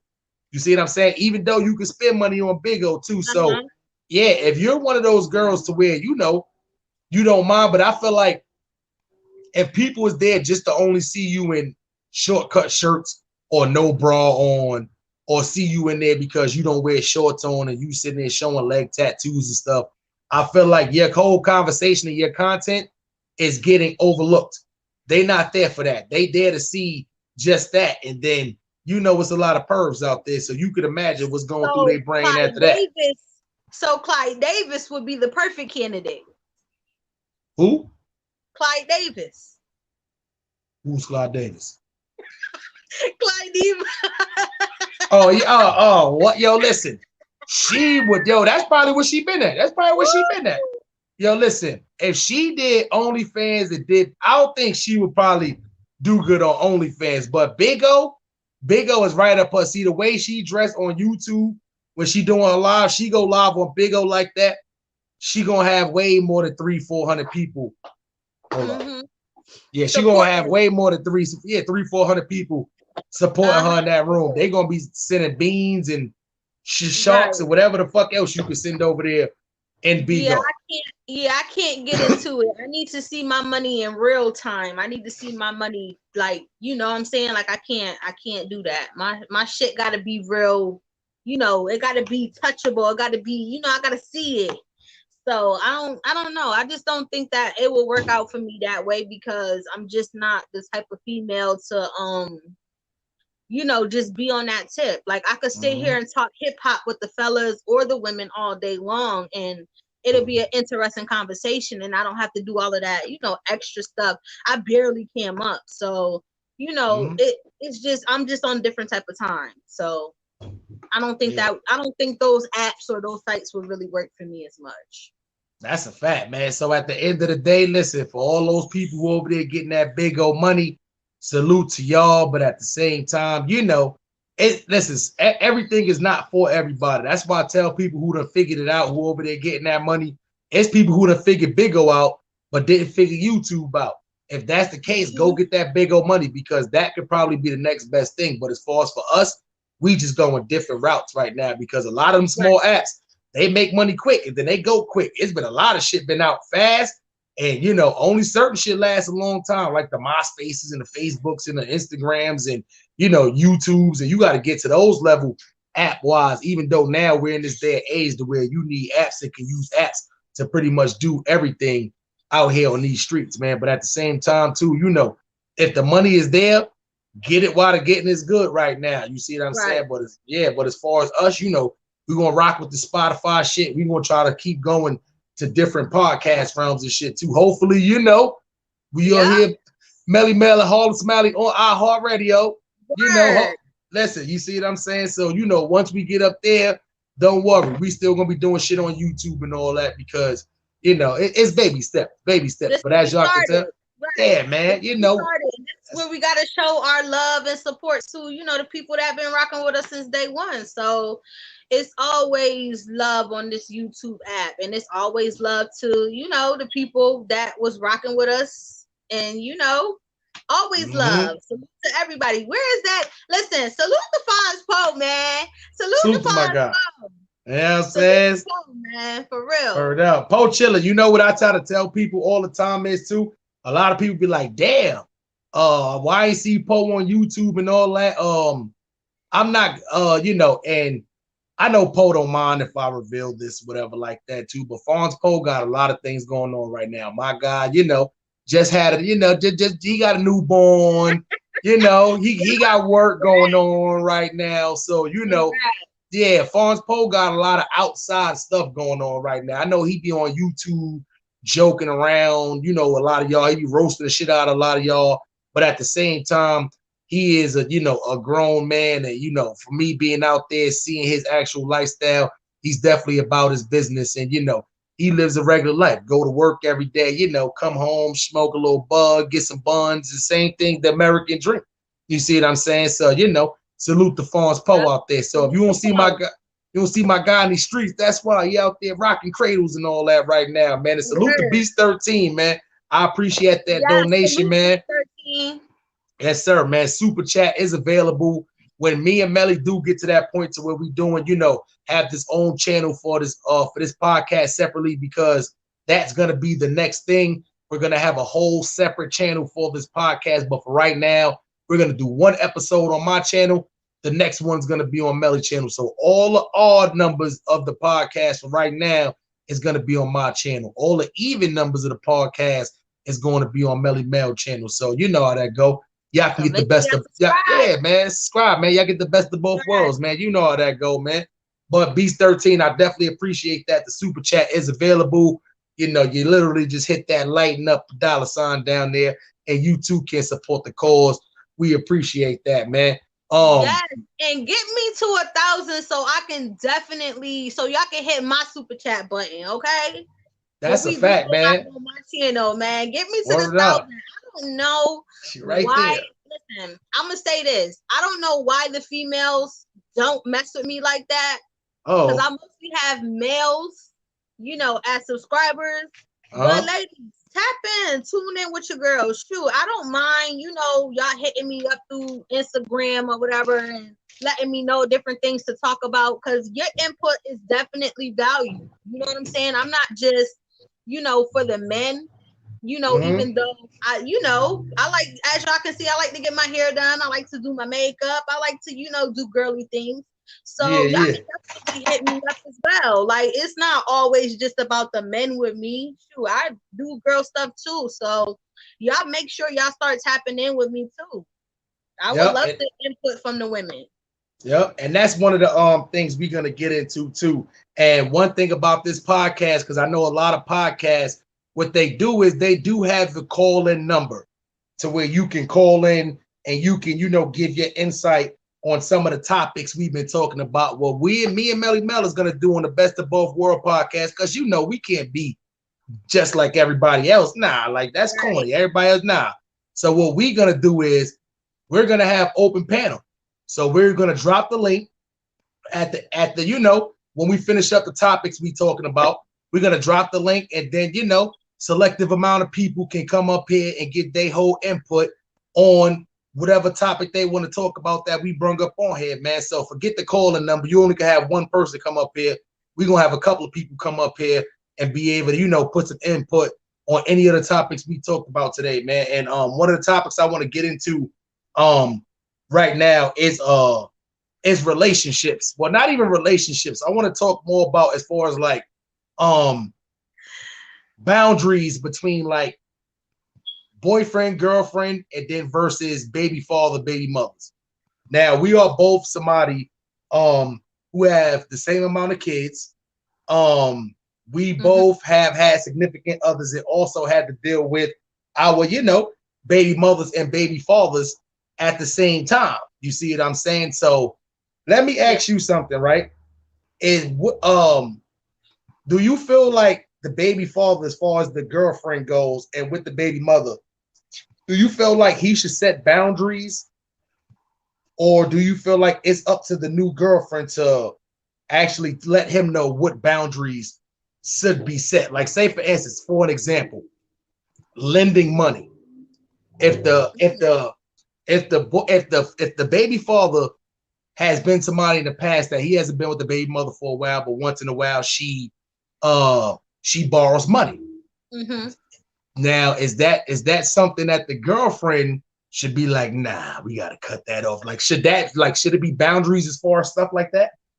Nah, I feel like there should be boundaries when it comes to just like, disrespect, disciplining the kids, different things like that. But as far as like, your baby mother got a job, she really don't ask you for much. You do your part, she does her part, and maybe she might need a couple of dollars. I feel like that shouldn't be an issue. And I feel like the other woman or the girlfriend shouldn't be upset or get mad. You know what I'm saying? It's always going to be a bond between baby mother and baby father. So apart from anything sexual, right? Because we all know that's a boundary that nobody wants their significant other to cross.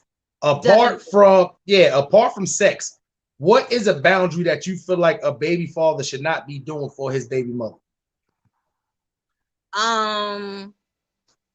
Doing for the baby mom. If he's in a relationship, like a serious relationship.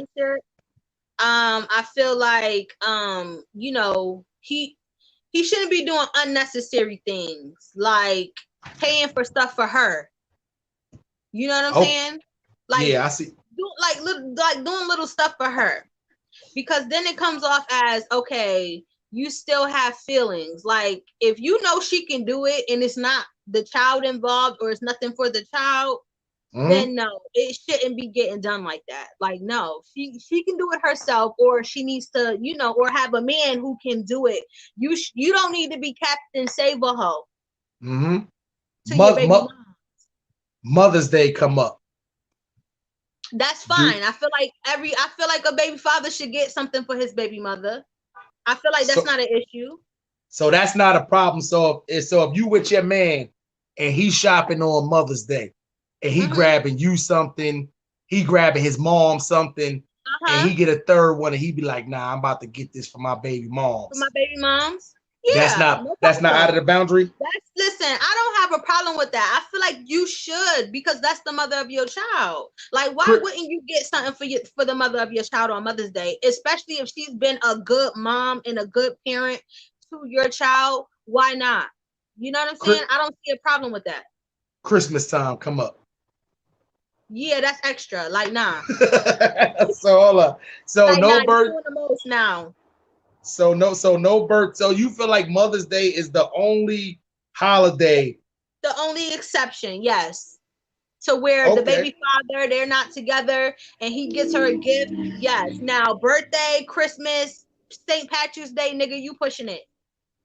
St. Pat, yo, if he coming in with the St. Patrick's Day gift, he coming in with green and white and all that shit. Talking about, hey, let's go get like, yeah, nah, he bugging. You pushing it. Yeah, because you know why though too. Listen, I'm gonna be honest. Like my baby moms ask me that too, and sometimes I don't know if she be joking or she be dead serious. She be like, man, you ain't give me no Mother's Day gift, and I just be like, I don't know, because I'm one of the people to where to me. That I don't know. It kind of feel like, you know, like you going out the way too. Like for instance, right? My girl don't have kids, so she don't celebrate Mother's Day. So it's like, damn, I'm out shopping for my baby moms. I'm not even, you know, shit like that though. Even though, you know, she's a great stepmother, so you know, we definitely go out and grab her stuff sometimes too. But I can't just like deliberately be like, nah, I'm about to. So me, I just leave the shit alone. Like I'd be like, nah, fuck that. Like, nah, man. I'd be like, where my Father's Day gift at? What's my Father's Day gift at? I ain't get one of those. I feel like it should be an even exchange between, you know, both parents. When Father's Day come up, I should be able to get you a gift, even if I do got a dude. You know what I'm saying? And you should be able to get me a gift, even if you do got a girl. I feel like that's the only exception when it comes to exchanging of the gifts, or, you know, unless y'all really have a decent relationship where, you know, we all know it's just co-parenting, but, you know, we good. We have that kind of relationship where I could call your girl if I'm running late, like, yo, can you go pick up such and such and such for me? And she'd be like, yeah, no problem, cool, whatever. Yeah. Like, you know, we invite each other out on different things. Like, I feel like it's nothing wrong with that. People make co-parenting hard because they have all of these pent up feelings and emotions and, you know, animosity towards, you know, the person that you had a child with.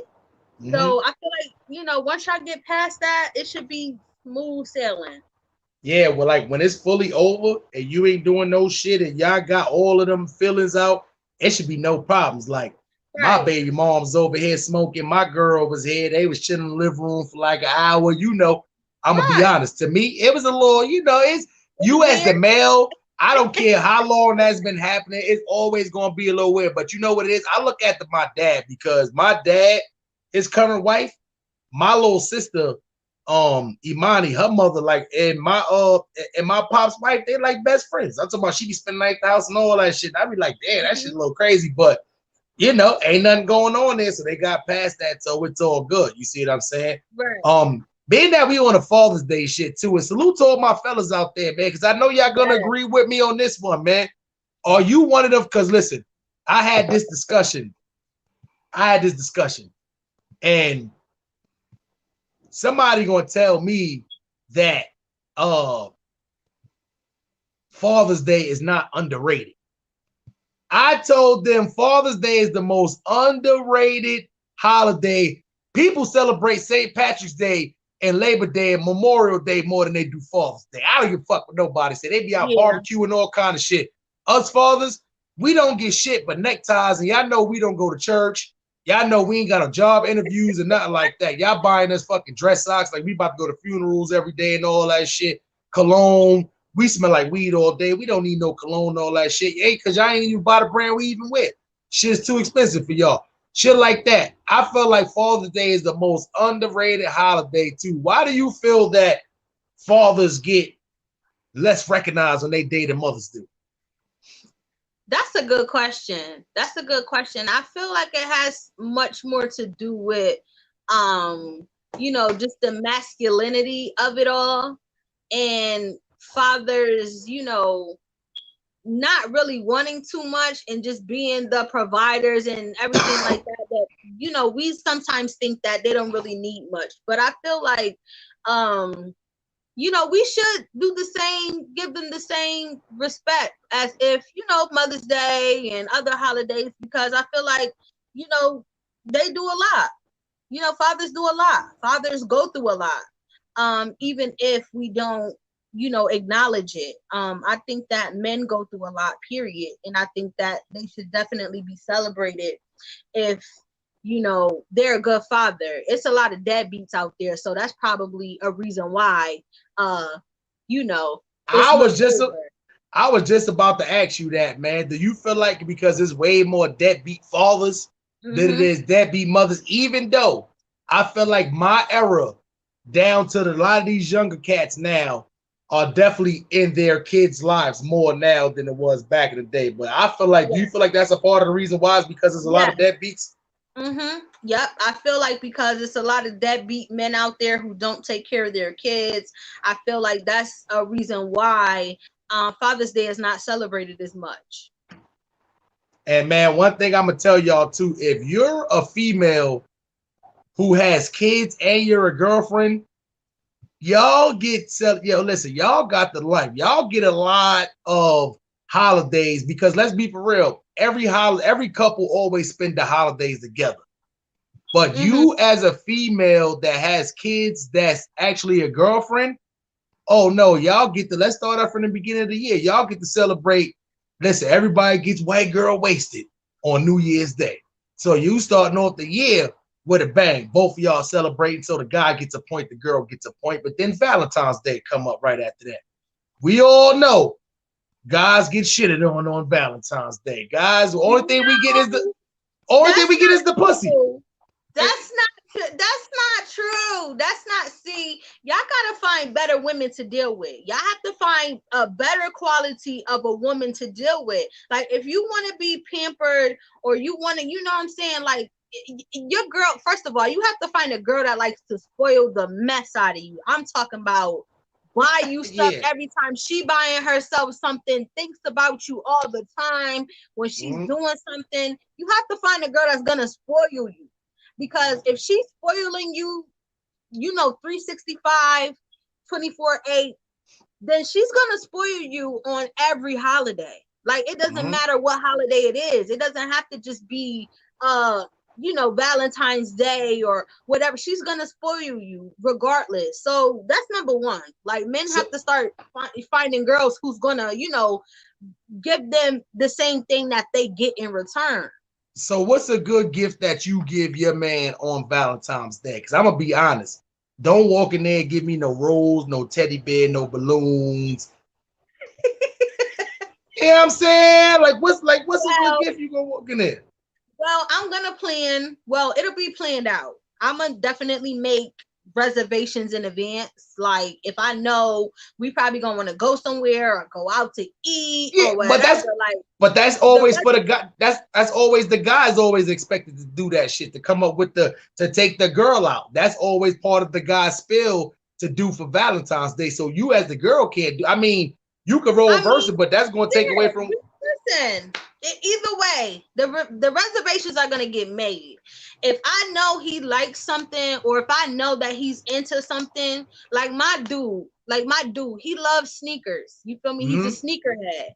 So I know I gotta get some exclusive ass fucking sneakers. You feel me? Like some shit that don't nobody got. You feel me? This is why they be in Mell inbox all the time. You see what I'm saying?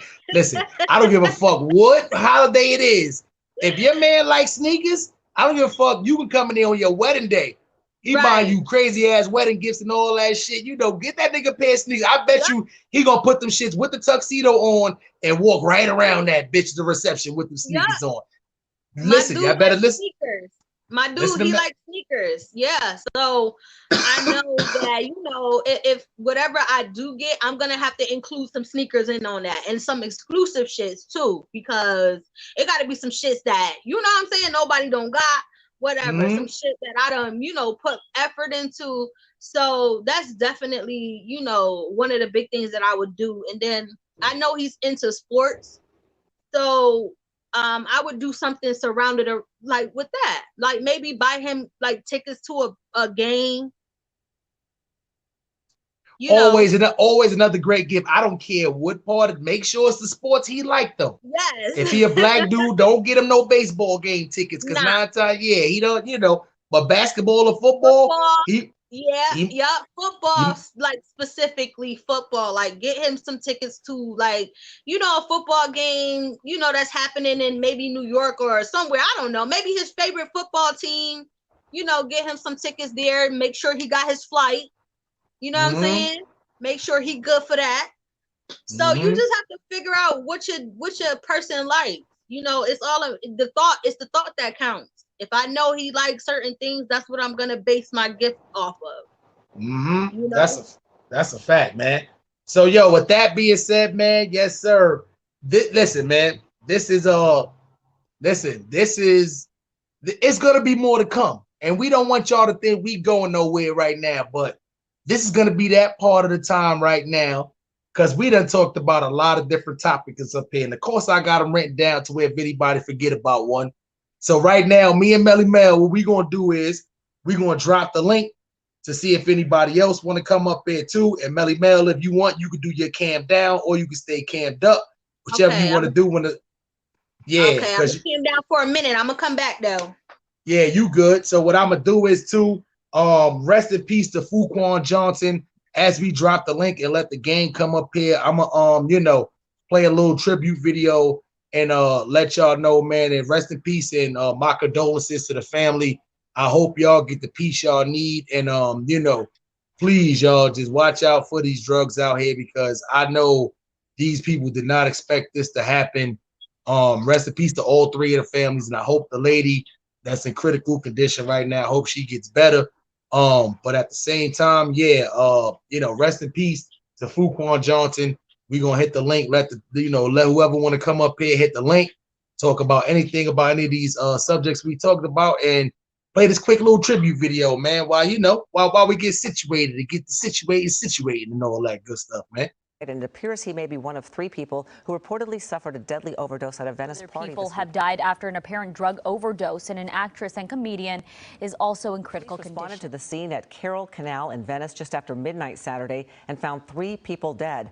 One woman was rushed to the hospital in critical condition. Crews were called to a home in Venice early Saturday morning. Comedian Fuquan Johnson and 2 others were pronounced dead at the scene. The LA County Coroner's Office confirms the death of the 43-year-old comedian. Here are photos from his Facebook account. Sad news. Comedian Fuquan Johnson, 2 others dead after overdose. A batch of fentanyl-laced cocaine killed a comedian and 2 others, and left the ex-girlfriend of Darius Rucker in a Los Angeles hospital. All reportedly suffered overdoses from fentanyl-laced cocaine, but officials have yet to make that. Fuquan Johnson dead. Kate Quigley hospitalized from fentanyl overdose.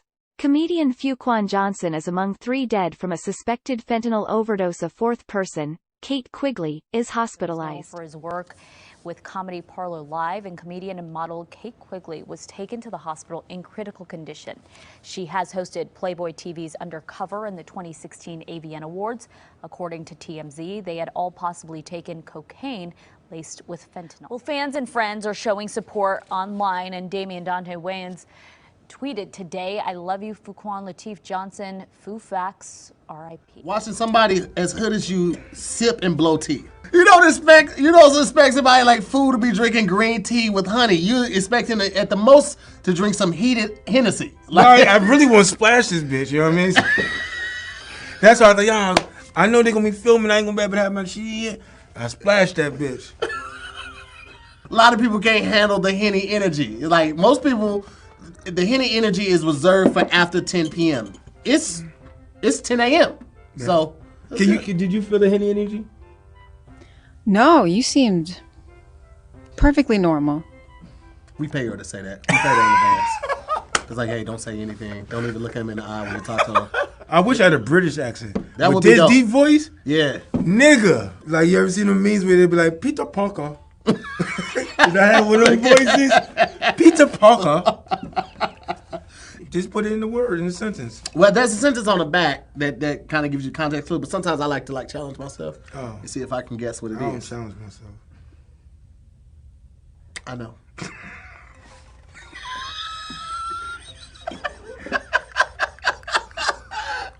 It's up on you, fool. Oh shit. Yeah.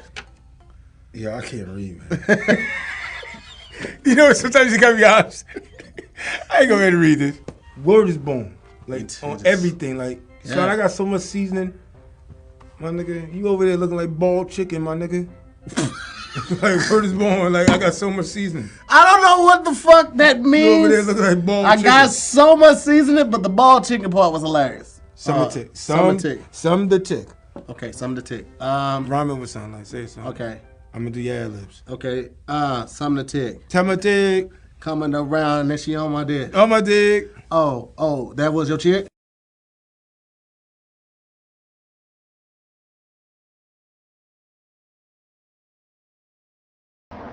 Yes, sir, man. Rest in peace, Fuquan, man. So, yeah, man. I definitely remember that guy from the Laugh Factory, man. Have you had a chance to see him in any kind of like stand up or anything, Melly?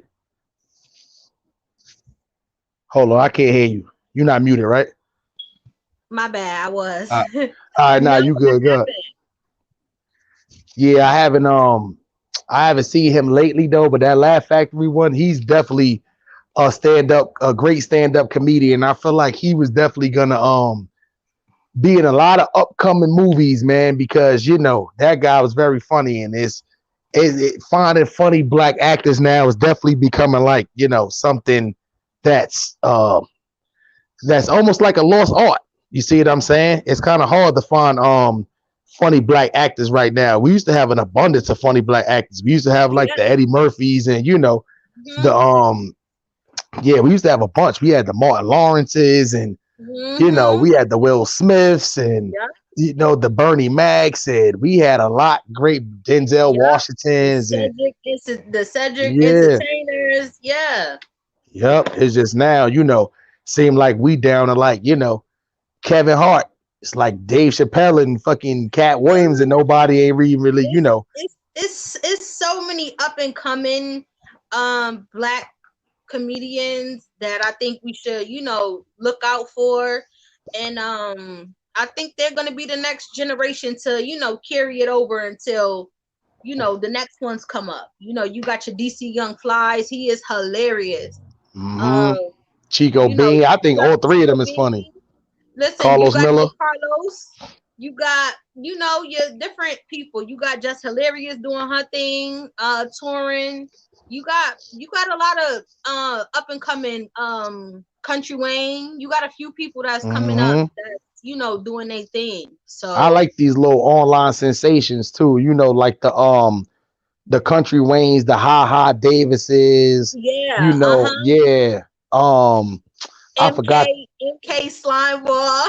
Yeah. Hilarious. Word up too. Yeah. The other dude too, he be like, let me you about to tend this barbecue, my brigady brother. You see what I'm saying? I forgot his damn name. I know who you're talking about. I forgot his name. He's from North Carolina though.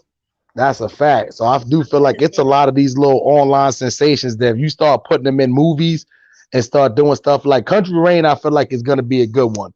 I feel like they need to start adding him in movies and stuff like that too, because his skits is super funny.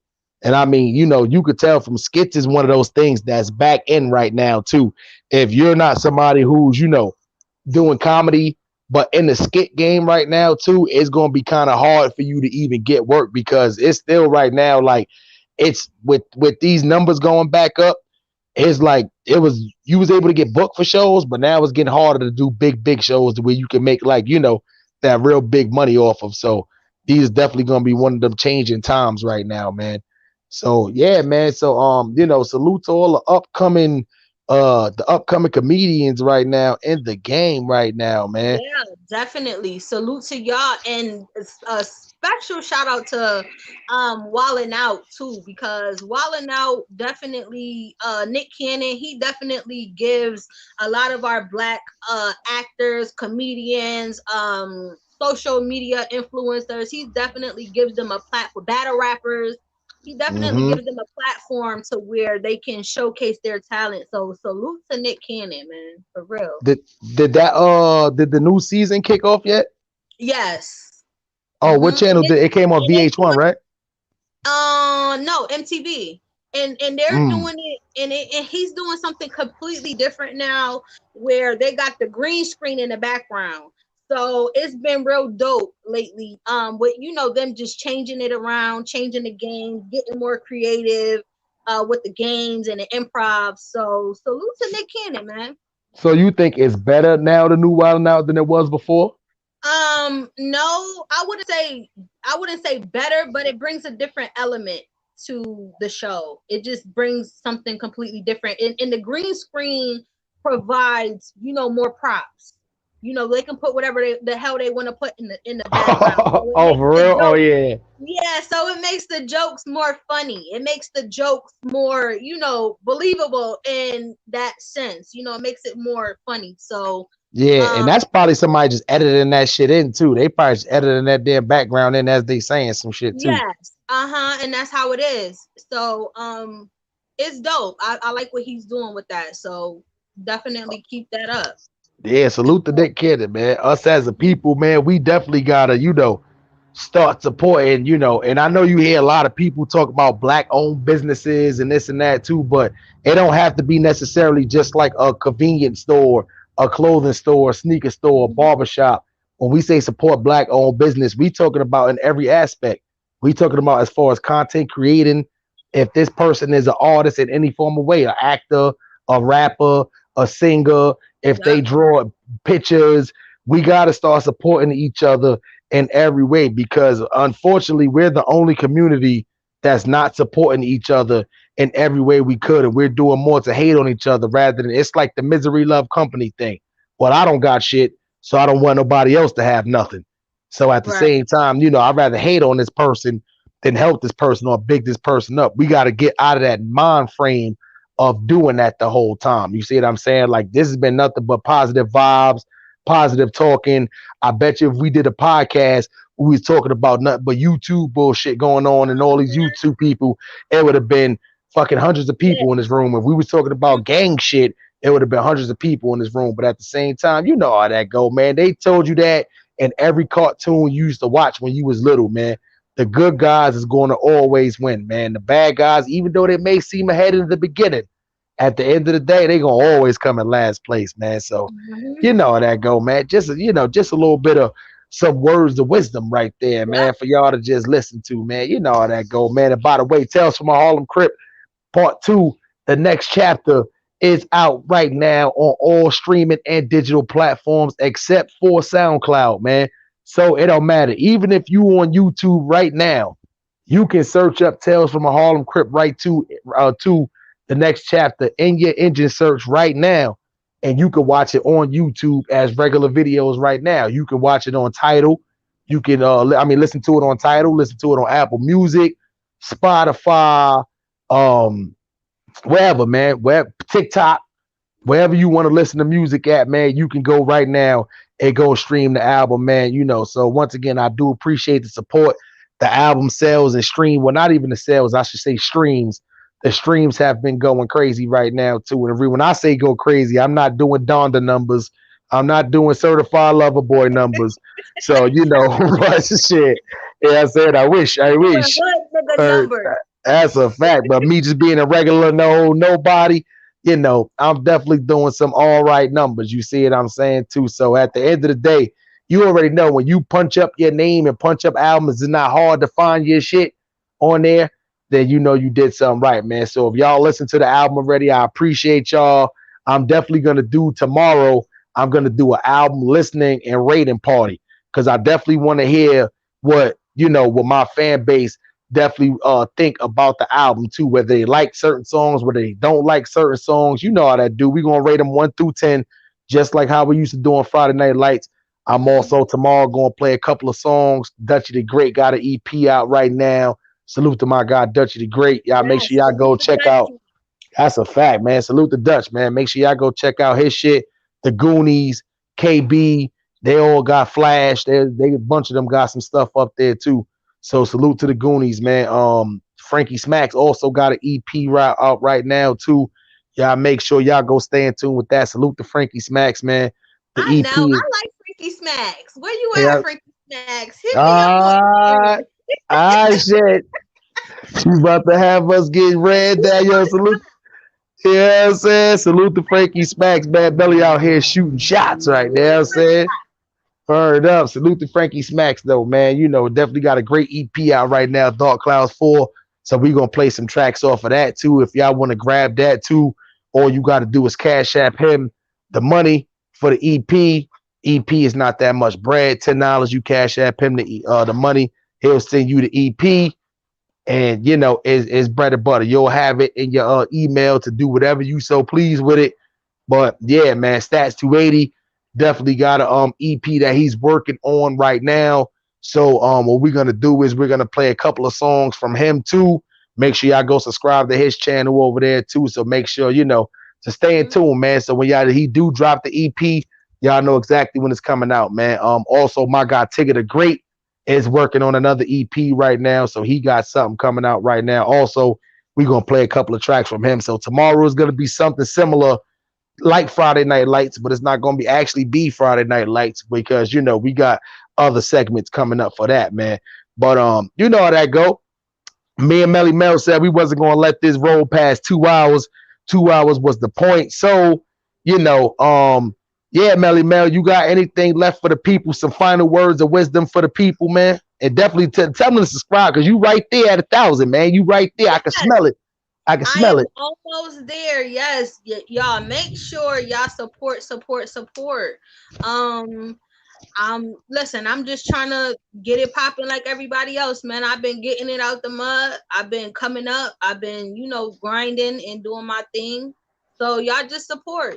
Subscribe to my channel if you haven't already. Hit me up on Instagram if y'all have any suggestions or, you know, y'all want us to talk about different things. My ladies, if y'all want advice on different things, hit me up on my Instagram, MellyYelly561. I will accept your request. And just make sure y'all subscribe, man. Support is Melly Mell, 2 L's, all facts. And I'm definitely going to have my merch coming real soon. Okay. So make sure y'all support. I'm definitely gonna have hats for the fellas, t-shirts for the fellas, t-shirts for the ladies, you know, hoodies. So just let me know. That's a fact, man. We definitely don't want y'all to think we wasn't out there this summer, even though y'all didn't see a lot of us in the summertime. You know, we was definitely out there game planning and, you know, strategizing on next steps to do, because I know y'all thinking like us. YouTube has been asked these last couple of months. We understand how it go. YouTube has been dry. YouTube changing up, you know, they changing up policies. They're making it a little bit stricter for people to have fun on YouTube. So once again, if you're not one of them people who's gonna you know, adjust to the new YouTube ways, then I'm telling you, it's gonna be rough out here on these streets for you, man. You know, this was just the first of many right now too. And salute to everybody on Twitch, salute to everybody on Facebook, salute to everybody on Spotify. I see them. I don't even know if this shit is connected, but if y'all is, salute to y'all, man. But at the same time, you know, y'all gonna see a lot more of us with this podcast thing, man, because, you know, hey, listen, just a little word of advice for y'all YouTubers, man. Listen, they shooting channels down, my nigga. They shooting y'all shit down. So if you one of those people to think you're gonna be out here beefing all day, and that's what you've been doing for the last 2.5 years, and it's been working, and man, listen, somebody gonna shoot your channel down. They making it easy. You see what I'm saying? So, you know, niggas done hit Melly with a strike. We done for no goddamn reason. Know what I'm saying? That shit was no reason at all. You see what I'm saying? So you gotta listen. First thing they doing is taking monetizations, then they hitting you with strikes. Then you can't go live for a week. You get the next one. It is like 90 days. So I'm telling y'all, listen, all that hard work gonna be for nothing. So y'all better do what we doing over here in these streets right now. We giving y'all the best of both worlds in this podcast, man. So at the end of the day, make sure y'all subscribe to Melly Mell channel, man. 2 L's, all caps, man. When you punch in her name too, you'll see her pop right up, man. She's right there at 1,000 subscribers. make sure y'all go subscribe to her channel too. The next podcast you see, which is going to be episode 2, is going to be on her channel. So we're going to set that up for sometime this weekend too. So make sure you got all the odd numbers, because you know what I'm saying, we're going to do the odd. Melly's not the oddball of the crew. You see what I'm saying? So, especially now to this podcast. So we're going to do the odd numbers on my channel. We're going to do all the even numbers of the podcast on her channel. So that way, y'all definitely get the best of both worlds. But we definitely need y'all to go subscribe to both channels, man, because, she's right there. We want to get her shit to 1,000 for sure. So, listen, man. Y'all make sure y'all stay in tune. Y'all finish up. Y'all have a great night. Go roll up y'all blunts. Go, put y'all kids to bed, because I know it's a little bit late on the East Coast. Go eat some food. Whatever it is y'all about to do, man, go do it. But make sure y'all always do is y'all give them the best of both worlds, man. Melly Mell, we up out of here, man. This is a success. Success. For sure. Yes, sir. Best of both worlds. We in there, baby. Yo, salute to my...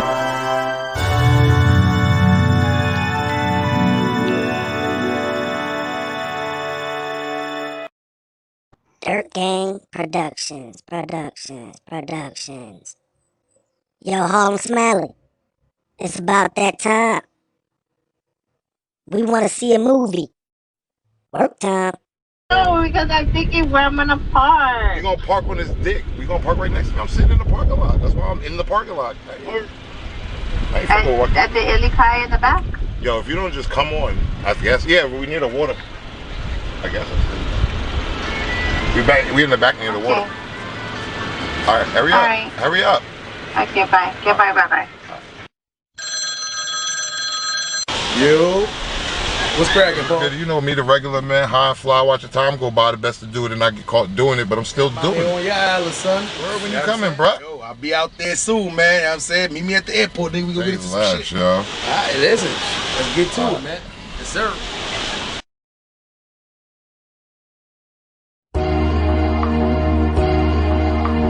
You are now tuned into Bossman Tough Beats.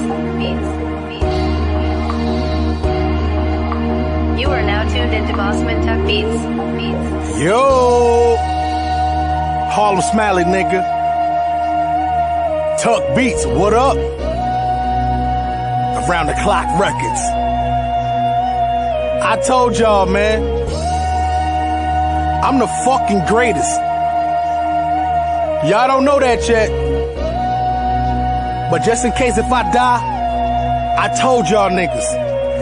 Heard this beat, knew I couldn't play with it. Put the Dutchess down, papers roll a J to this. I zigzag, switch my style, won't switch it back.